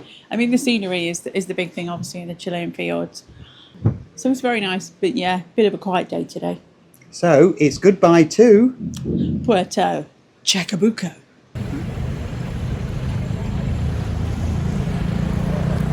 Welcome to Puerto Varas. And just up here, over there, that's the volcano. So our last port of call yesterday was Puerto Montt. Yes, we're both very sad that this is coming to an end. Best cruise ever. Yes. So Puerto Montt we have actually visited before. The biggest attraction is Osorno. Yes. Can't really miss it. Mount Osorno is basically visible as soon as you come into the port. It is another tender port. It is a small town. And when we were in Puerto Chacabuco, our guide did advise us if we were going into Puerto Montt to be vigilant with our personal belongings, basically be extra vigilant. I think pickpocketing and stuff is a bit more of a crime there. But we went on an organised tour because we had the rest of our Holland America credit to use. And it was an easy option, honestly. We did want to go and see Mount Osorno again and the Petroche Falls, because last time we went, the weather wasn't so kind to us. And as you'll see from the clips here, we had an absolutely picture-perfect day. It was so warm. It was like 70 degrees. Last time we were here, I remember it was raining and overcast, and we were in sweaters and jackets. And but not this time. Not this time, no. So this is still an active volcano, but the last time it erupted was 1869. So I think we're not going to have any danger. It definitely has less snow on it than it did 23 years ago, but they're actually glaciers that are coming down the side. The height of it is 8,701 feet, or 2,652 meters. And you can probably, if you've ever been to Japan, notice that it's called the Fuji of South America, or Chile, one of the two. So our first stop on our tour took us on a boat ride into one of the lakes that is at the base of Mount Osorno. It was quite nice, wasn't it? Yeah. It was a typical. The problem is that we only had 8 hours in port, and the tour was 8 hours, and there was 8 coaches on this boat. And so that's like 300 people. Yeah, you struggle to be able to get a seat, and it's everything that we don't like about going on a cruise tour. But that's kind of part and parcel of doing a cruise, sadly. Usually, if we can, we try and do independent tours for this reason, but it's not always possible. And when you've got a very, very short turnaround time, it was about an hour and a half drive out, an hour and a half drive back, plus a couple of stops, and then we had a lunch as well. We just didn't have the time. No. After the boat ride, we did go to Petre Falls, and it was even worse. I think there was like hundreds of people there. This is completely different to what it was 20 odd years ago. And they've built like proper walkways, and there's souvenir shops. None of that was there when we were here 23 years ago. It was just like dirt paths. But, and it all got washed away. Yeah, apparently there was a flood, and so they rebuilt everything. But it was just crazy busy there yesterday, as well as our 8 buses. I think there was another tour that went there, plus all the normal people that are not on the cruise ship that went there. So it was kind of crazy. So afterwards we stopped at lunch at a local restaurant, and all the buses split up. So 2 of the buses went to a restaurant in Puerto Varas, Which is where we went. And it had quite a nice view. We had Salmon. Of course, Chilean salmon. Wasn't as good as it was 23 years ago, which is, by Helen's argument, the greatest salmon she'd ever had. Certainly was. So we had a nice lunch there, and then we had a pot around the town. Just enough time to buy a couple of pins and souvenirs. Yeah, it's quite a nice little town. The guide was telling us that a lot of Chileans go here on vacation too. It's a pretty little town, but there's not a whole lot there. People were swimming. And the water is, because it's a glacial lake, the water is a fairly constant 54 degrees or about, I think that's about 11 or 10 Celsius, something like that. Way too cold to swim in, that's more importantly. Yeah. But people were swimming there. There were people swimming in the Falklands, wasn't there? There was. Yes, On they were doing their Christmas Christmas Day. Day swim, yes. And I'm not swimming there either. Definitely not. So we had a pot around here, drove back to the cruise terminal, which really we got there bang on 4:30. Yeah, we actually ended up leaving a bit late because I think other buses were not back. It's about a 10-minute or so, I guess, tender ride. Yeah, I mean, it was a bit rough, but... A bit rougher coming back, but it was okay. Yeah, but we can't complain with the weather we've had. No, and today has been a sea day, sadly. So I went to the salon and got my nails done and packed. And now we're going to the bar. And that's it, day over, pretty much. Day over, ready for tomorrow. Fabulous cruise, though. Amazing, we've had the best time. It's the first time in a long time we've both said we really... Don't want to get don't off. want to get off. We could go round again. But unfortunately, Easter Island awaits. Yeah. So, onwards and upwards. Yeah. So, thoughts on the ship. We've been on here for quite a number of days now. And I have to say, as far as cruise ships goes, it's very old school. And for those people who've cruised 20 plus years ago, they'll know what that means. Service has been amazing. The cabin attendants all know you by name immediately, and they're like ninjas. They're in and out of your room before you even know it. Dining staff have been very attentive. Whenever you go on and off the ship, there is always someone there to greet you. The bar staff, they know your drink. They know whether you like peanuts. They know your name after like 2 days. It has been like old school cruising, and this is a much older ship. I think, and a smaller ship. The ship is 20 odd years old, yeah, and it's only about 80,000 tons, which in cruise ship standards now is quite small. But it's in really good shape. You wouldn't necessarily know it's a 20 plus year old ship at all. Everything is still quite modern.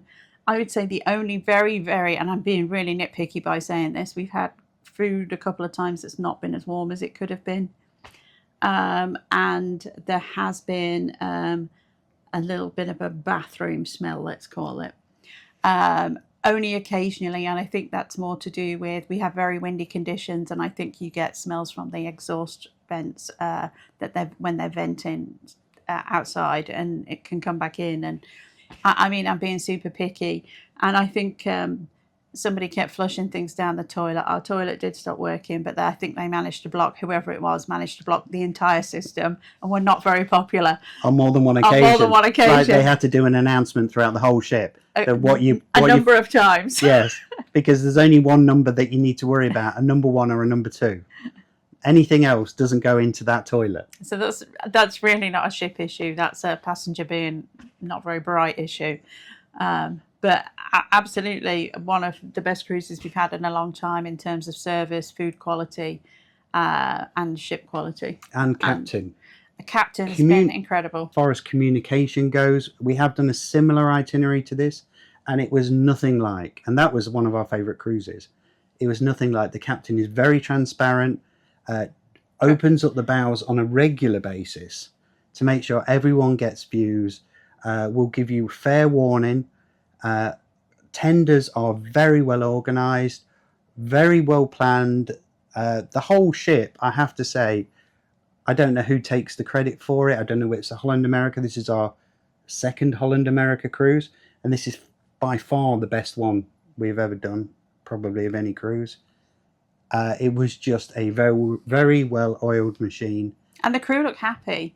The last few cruises we've done. And there's more staff. There's definitely more staff per passenger, and that's noticeable. And they don't look completely exhausted, which the last few cruises, that's definitely been apparent. And I feel bad for them because I know the cruise lines are cutting back on how many staff there are per passenger. But it's been, like James said, exceptionally well organised. We also had a team on board of people who are extremely well qualified naturalists, explorers. We've had really interesting talks from them. They've done great narration. When we've seen whales, they've known what species of whales they are. And they've told us to go to the port side, to go to the starboard side, to go to the bow, to go to the aft. Everything. They've been very open and very honest about everything. So, big thumbs up to Holland America. So, welcome to San Antonio. It's a sad, sad day. That's a wrap for 22 nights on Oosterdam. What a great time it was. If you haven't done it, you need to do it. So here's our guide on what you need to consider before you book your Antarctic cruise. So firstly, should you book one? 100% yes. It's a once in a lifetime experience.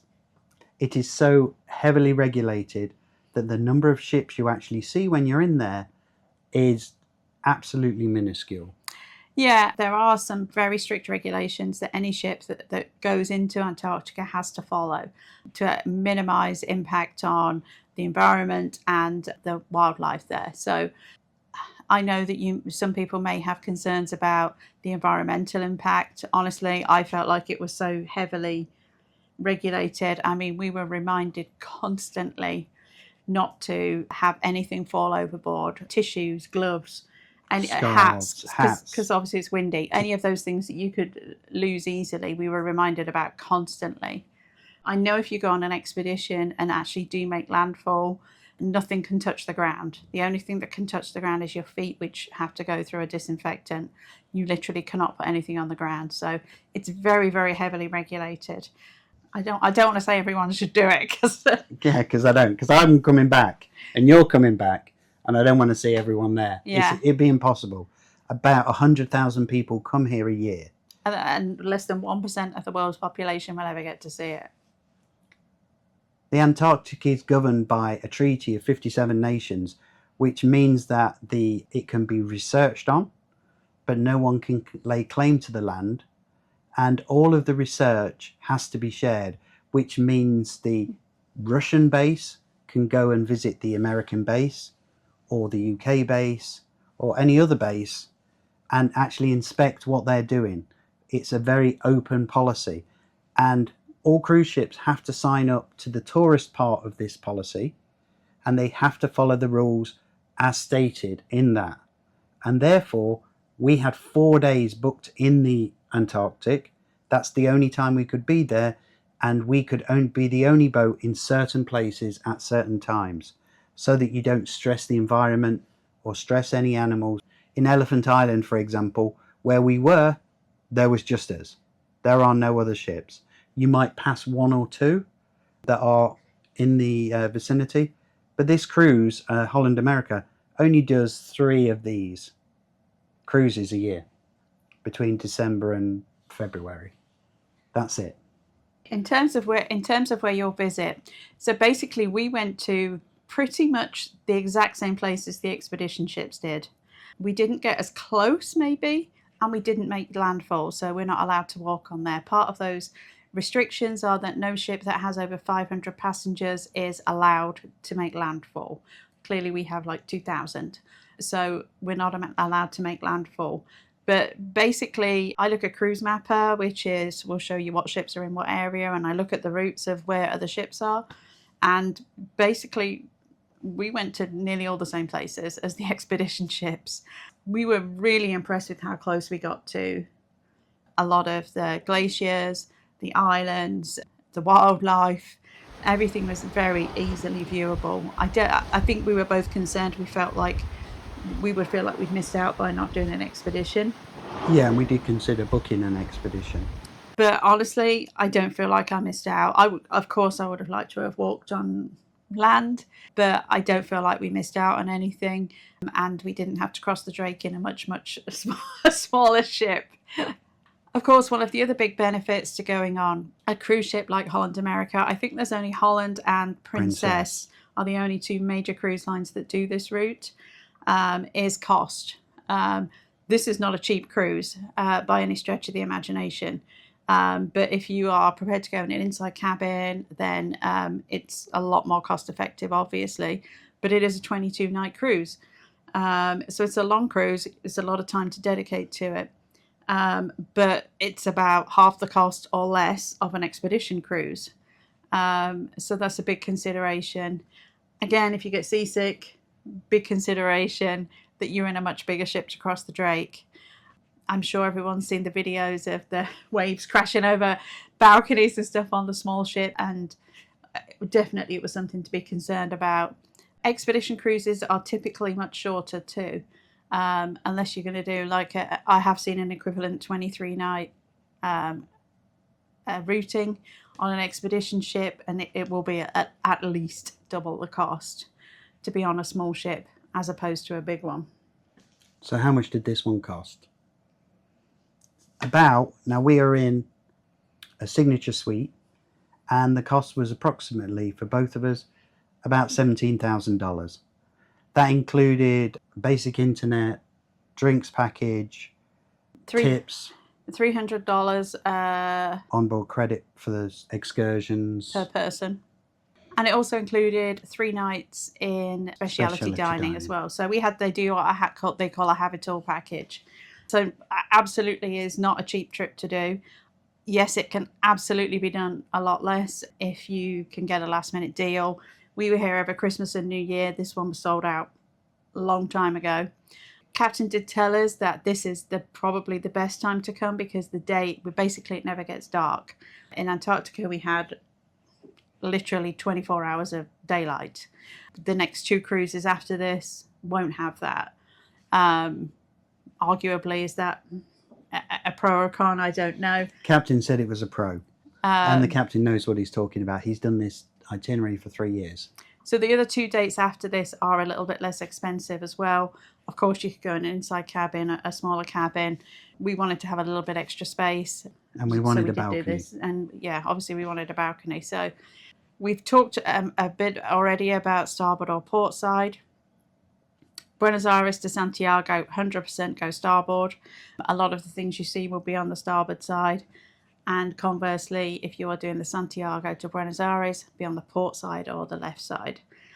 But honestly, the bows are always open at the best viewing points. You know, there's a lot of open area on deck 3. You won't be short of anywhere to go outside to see everything. If mobility is a concern for you, then a big ship is also a really good option. When we booked this a couple of years ago, I was very concerned about if we had done an expedition, I wouldn't be able to make it on and off the Zodiacs, the small boats that you do go onto land, and that I'd feel like I missed out if I couldn't do it. Of course, big ships are very well equipped for people in wheelchairs or with walking sticks or that have less mobility. So if you do want to go and see Antarctica and you wouldn't be able to manage physically an expedition, this is an absolutely fantastic option for sure. Also, pretty much all the gangways have been lower. I don't know why or how, but they seem to have a lower gangway, and even getting on off the tenders a lot of the time, not every time, you didn't have to go up and down extra steps either. A lot of the time it was level with the ship. So again, limited mobility, this is the way to go. In terms of the position or the choice of cabin, Helen's already talked about starboard when you leave Buenos Aires is the best side to go. We have done this cruise before, and on that cruise we chose an aft cabin. Why did we choose an aft cabin? It was our very early days of cruising. I think we hadn't done that many cruises then and we didn't know better. So basically, to feel the movement less, you want to be on a lower deck and in the middle of the ship. So we are on deck 6. Yeah, think about how the ship moves. The bow, you will obviously feel a lot more movement, which was the one time you felt ill. We were watching a show and the lounge is right in the forward of the ship, or the aft. And again, the restaurant's in the aft, and when we go to dinner, we're like, oh, you can feel a lot more here. So if you can, if the movement bothers you, then midship, lower down is the way to go. On this particular ship, we were on deck 6. If you were on deck 5, I think your view would be slightly obstructed by the lifeboats. You'll still be able to see over the top of them, but I do like being a little bit higher. In terms of wildlife viewing, we couldn't get as close to the wildlife, obviously, as the Zodiac's will on an expedition ship. But at one point, we had whales probably within about 50 feet of the ship. And because you are higher up, you can see a bit further and you can see down onto the animals. So I got some great shots of some humpback whales, and we even saw orcas. The downside to that is a couple of the penguin colonies in Antarctica, you are quite a long way away. You would need binoculars, or even with my zoom lens, I had a hard time seeing things. So that's a bit of a downside. But then there's plenty of other opportunities at the other ports to see penguins and seals and things close up, honestly. In terms of why we had a balcony, so this is a consideration. You spend so much time actually viewing wildlife or viewing icebergs, glaciers, or whatever else is. Sometimes you could be on the front, on the bow of the ship from 7 a.m. to 8 p.m. And with the temperatures that we have down here, that's just not practical. Nobody stays there for the whole day. The days in Antarctica, the temperature was about at freezing point, but which doesn't sound that bad. But with the wind chill, it feels a lot colder. Work on the basis, I think we were told in Fahrenheit it was about 15 degrees. So like -10 to -15 was the feels like with the wind. And in Celsius, I think that's about -7. I think. Lived in America for too long. I can only work in Fahrenheit now. So the point is really, you really couldn't stand outside for 7 or 8 or 10 hours or whatever. If you have your balcony, you can keep popping in and out. So obviously having a balcony on the starboard side, midship, at a reasonable height, is what we chose, and I think it was a really good location. Some other considerations are, if you're at the forward part of the ship, on this particular cruise, on deck 4, 5, 6 and 7, they will open up the doors to allow people to go and view from all 4 decks, which makes the corridors absolutely freezing. So if you're a forward cabin, which is you're going to feel movement, on deck 4 to 7, they open up the doors. I don't know how cold it would be in those cabins. And you'll have people walking backwards and forwards past your cabin all day as well, to going backwards and forwards to the viewing areas. Yeah. But it was even as far as midship, it was noticeably colder in the corridor as far back as here. Yeah. On the days that the bow was open. So bear that in mind. Obviously, cost is a consideration, and you can go outside if you're on an inside cabin. And either way, I would suggest you do this cruise. But bear in mind that if you are in an inside cabin, you're not going to sit on the outside decks for the amount of time that you would need to see everything. You'll need a break. You'll need a coffee. You'll need to warm up. You'll need to change clothes. You're going to miss things.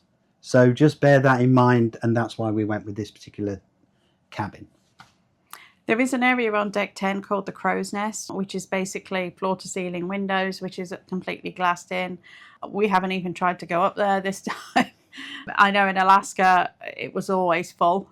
I guarantee it's always full now. They did also have some charts up there as well, and information on Antarctica about the wildlife and charted route. areas and the route and stuff. Yeah, so if you wanted to see that it's useful to go up there. But I know they announced again a few times to not hog chairs and stuff up there. So, we had our balcony though, So there's a few other ways you can do this.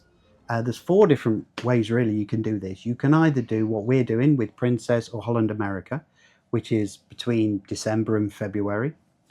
You can also do an expedition ship. So an expedition ship is less than 500 people, and it would generally go from somewhere like Ushuaia over to Elephant Island and then explore the Antarctic Peninsula in the same way we did, and then go back to Ushuaia.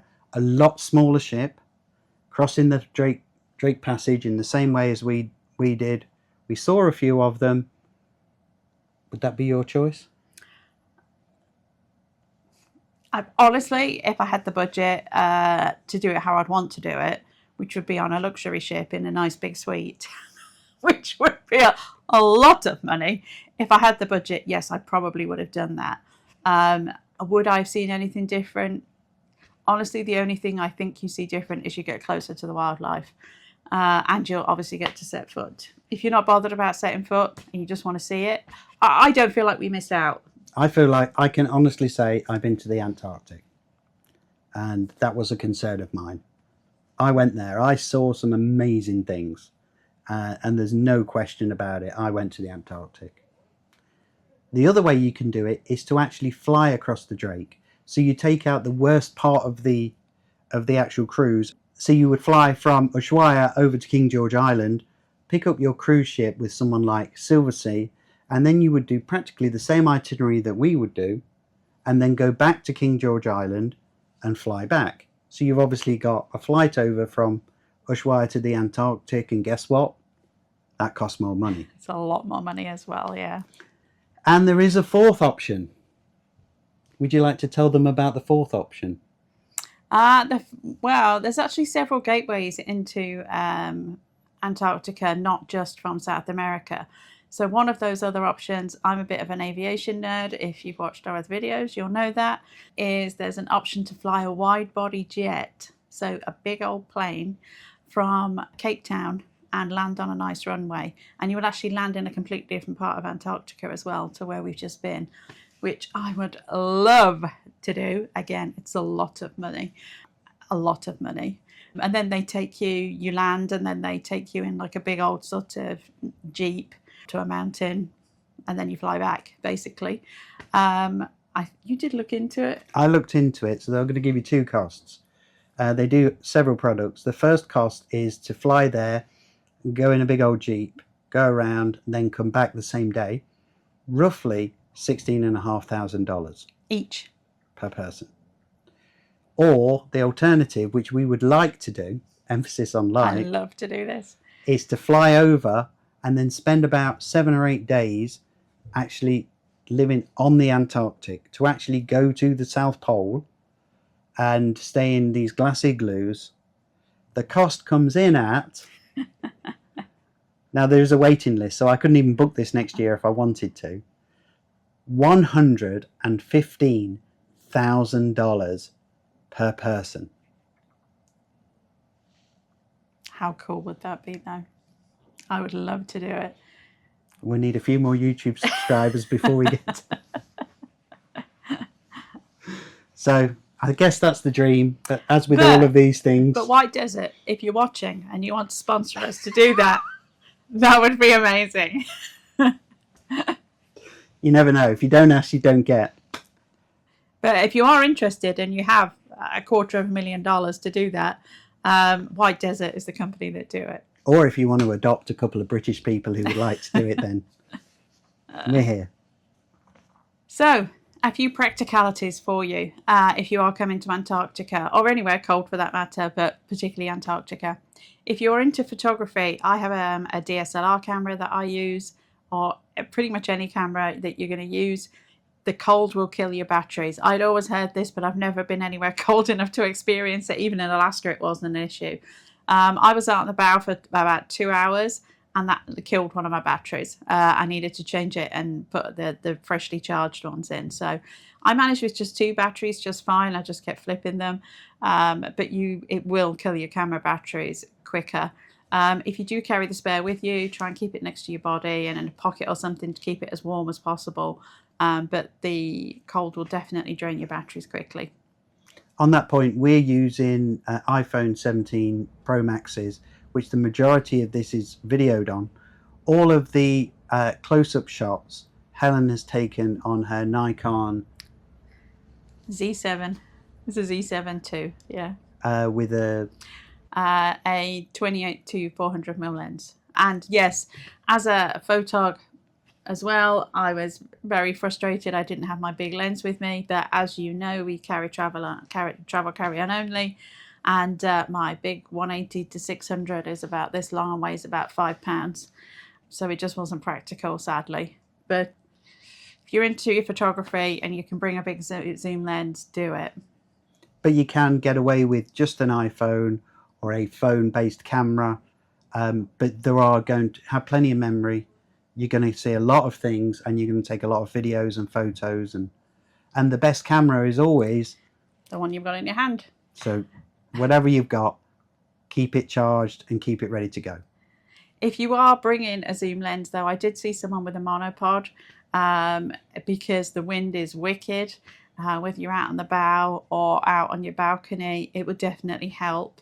I typically just rested my elbows on the railing and to try and steady myself as much as I could. And on the phone, be sure to invest in one of these or a crossbody one. If you are taking pictures on the bow, we usually do this, and you can tighten it onto your wrist, and that means you can have 2 good steady hands, not with your hand in front of the lens, obviously. You have 2 good steady hands. Now, I see a lot of people do this. They take videos like this. Okay, this makes it much more unstable, and you're in the way of everybody else behind you. You don't need to take photos like this. Keep it close to your body and small movements, and you will keep it much steadier, and you'll get a better shot. Trust me on this. But definitely have something like this so that you're not dropping, or like I said, a crossbody one, so that you're not going to lose your phone over the side. So, clothing. This was one of the biggest challenges. Carry on only, and we're going to hot places after this. So we adopted the layer approach. We have invested in some thermal base layers. We both did. I say invested. Mine were like $15 on Amazon, and they worked absolutely fine. And I think yours might have been cheaper than mine. They were like $10 or $15. They weren't expensive. And the plan is to donate them when we get off the ship, because we have no use for them after that, and we don't want to carry them around for the next 10 months. I bought a fleece jacket and an over jacket, which again will likely end up being donated once we leave New Zealand in a couple of months' time. And the same for you. Yeah, I had a base layer, then I had a t-shirt, and then I had a fleece jacket, and then we very cunningly went to Decathlon just before we left and bought a big rain jacket. Well, you did. Yeah, I did, because I thought that my Calvin Klein jacket would cut it. I kept telling him it wouldn't. And it wouldn't. You need a hood, you need a hat, you need a gaiter, you need gloves. Or if you're in Helen, you need 2 pairs of gloves. I had 2 pairs of gloves on. You need big, thick socks. And you need good, steady shoes. A lot of this stuff you're not going to use in everyday life, unless you live in Alaska. Again, though, I've got some sketches I used in Alaska, and I will end up donating them probably after New Zealand. Again, because I don't want to carry them for the next 6 months. And I wore them a lot last year, and I'll be done with them. But they'll still have life. In terms of base layers, though, I had a base layer on. I actually had 2 pairs of socks on. I actually had my American Airlines ones that I got on the plane, and then some merino thick ones on over that. Base layer, top and bottom. I then had leggings. One thing I wish I had was windproof trousers. I got 1 pair of leggings that are a little bit thicker, but they're not completely windproof, and I wish I'd had those. But that's kind of a nice to have. I then wore over my base layer a long sleeve merino t-shirt, a cashmere zip-up hoodie that I always travel with over the top of that. Then I have my Land's End fleece over the top of that. And then I have my jacket, merino wool gaiter, which are great. We carry them anyway because they're good for, I use it as a hairband or a mask, or because you can pull that up over your face as well as, and it's less bulky than a scarf. Merino wool beanie. I also had a cheap scarf that I bought as well, that I was glad I had both that and the gaiter. It's a lot of layers, but merino wool really is key, I think, because the t-shirts are still thin enough that you can wear them in any temperature. And I'm sure you've heard all of this before about it being moisture wicking, and you can wear it for, like, I actually wore my merino t-shirt for all 4 days we were in Antarctica, and it still doesn't smell. And no, we are not sponsored by that well-known merino wool brand that everybody else seems to be sponsored by, and actually don't buy from them. I use Holland and Wolex because the other well-known brand are not size inclusive and more expensive. And I've been very happy with Holland and Wolex. And I have, because Helen buys all the clothes. We did also have to pack, though, cool weather clothes, warm weather clothes. So if you saw previous videos to that, we were in the rainforest jungle in Iguazu before this, and we're going to be in very warm places after this as well. So it's been a lot of a challenge. Other things that you should consider is obviously a good pair of sunglasses, and if you do take a professional camera, a polarizing lens. A filter, yeah, a polarizing filter. I also made sure in Antarctica, especially on the days when it was really sunny, and a lot of women are going to say they do this anyway, but to put sunscreen on your face, because the sun actually is very strong and will reflect a lot as well. So we did use sunscreen on our faces as well. On that, following on from that as well, if you don't know, Antarctica is actually a desert, and the air is super, super dry. I was putting hand cream on 2 or 3 times a day, and my hands were still dry. So bring good moisturizer. There is some in the cabins anyway, but you want to moisturize all your skin all the time. And I also bought chapstick, lip balm, whatever your favorite is, and my lips still got very dry, partly from the wind, but partly because it is so dry. The other 3 things to consider, the first one we've already talked about, C-bands. You're going over the Drake. C-bands are a very simple, a very cheap investment. We always carry them around with us to prevent nausea. I think they work. Some people say they don't. I think they work too, but they're also good if you're in a car, not just at sea. Yeah, if you're on a bumpy road or things like that, and you're prone to motion sickness of any kind, then C-bands do help. We did also bring some Bonine, anti-nausea medication, and we haven't used it as well, though. No. But I bought it as a just in case. And there's always the onboard pharmacy, or They'll charge you 10 they'll times as charge much you 10 as the times land. the price. So just buy some C-bands. If you don't use them, they really don't take up a lot of room. As far as keeping you warm, or keeping Helen warm anyway, the other things that we travel with are a mini hot water bottle, which you may have seen on our other videos, and has come in really useful here to either keep the bed warm, or Helen puts it in her jacket pocket when she goes on deck. It's a very small water bottle. We bought it from Amazon. We've used it absolutely tons of times, and it's a great investment. I actually sat at dinner with it on my back the other night. Just tucked in. And the final thing that we picked up from another traveller, and we were actually late to the party, was hand warmers. And these are like a one-time use. You put them in your glove and they get your hands warm. We could have bought a pack, and we actually went to Decathlon in Buenos Aires, which had only just opened, and they didn't have any. They'd sold out, strangely enough. They would have been a really useful investment, because we could have used them and then dumped them. Or you can get rechargeable ones as well. That just a USB-C connector. And I did look at them when we were in Florida before we left, and I was like, no, it's going to be overkill. It wasn't overkill. It wasn't overkill. we could generally stand out there in the cold for about, when the wind 60 to 90 minutes.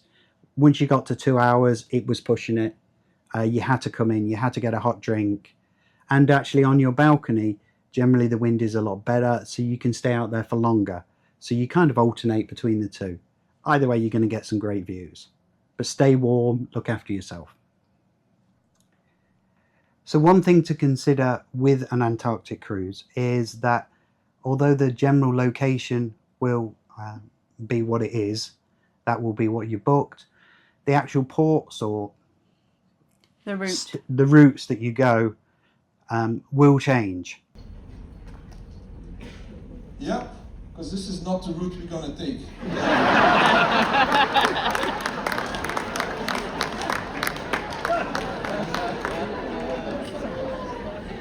This was our plan for the last month. This was our plan, and this morning at 11 o'clock, just before I did the mariners reception, we decided to abandon Hope Bay. Abandon Hope. Abandon Hope. The captain will change them on a regular basis. On day one, when we went to Elephant Island, there was a 25-mile ice floe, which completely changed his route. The weather also came in. That changed the route. We ended up in Admiralty Bay. No plan at all to go there. First time the ship has ever gone there. That was amazing. And it was incredible. And as far as I'm aware, the same applies whether you're on an expedition ship or a big ship.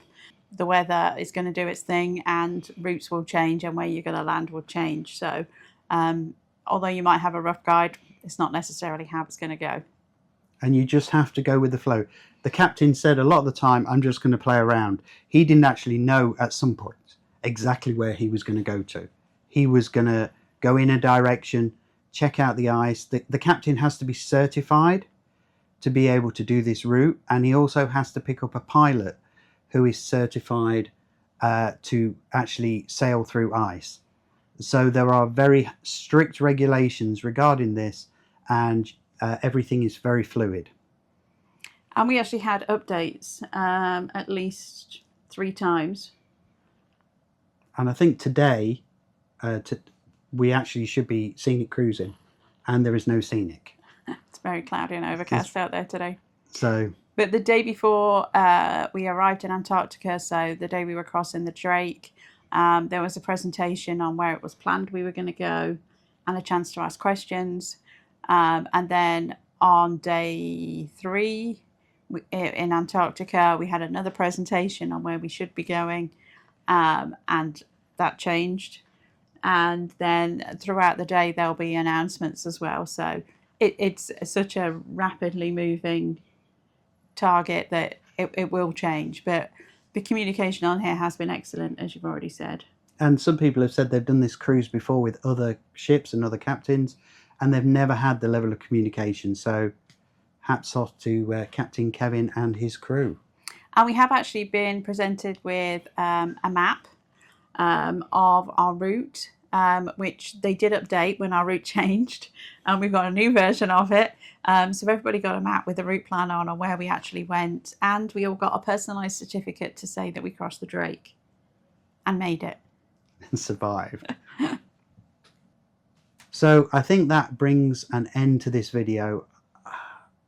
This has probably been, no, it is one of the most amazing cruises that I've ever done. And well, not just cruises, one of the most amazing things we've ever done. It's incredible, absolutely incredible. If in doubt and you're thinking about doing it, 100% do it. We've explained there are very different options to do it, and there's lots of budget-friendly options to do it. But go there. Antarctic is like nowhere else on Earth, and we'd compared this to Alaska. It's nothing like Alaska at all. My first phrase the first day we were here was Alaska on steroids. So if you enjoyed, if you've been to Alaska and enjoyed it, you will definitely enjoy this. So for everybody, if you get the opportunity, please go, please enjoy, follow the rules. You'll have an amazing experience, and we can't wait to come back another time. So that brings to the end of our Antarctic adventure. It was just truly amazing. It really did take both our breaths away. I think it's listed as probably our favourite cruise 100%. Our favourite destination. And I know we talked to you about all the options. All things being equal, we will be back in Antarctic, maybe in the next few years. Maybe need to save up a little bit. But it was, and I don't know if it will come over on video, but some of the things that we saw were truly, truly amazing. Thanks so much for watching. We really appreciate your support, and we will see you on the next one. And after we get off this ship, we head to our next destination after spending one night in Santiago to Easter Island.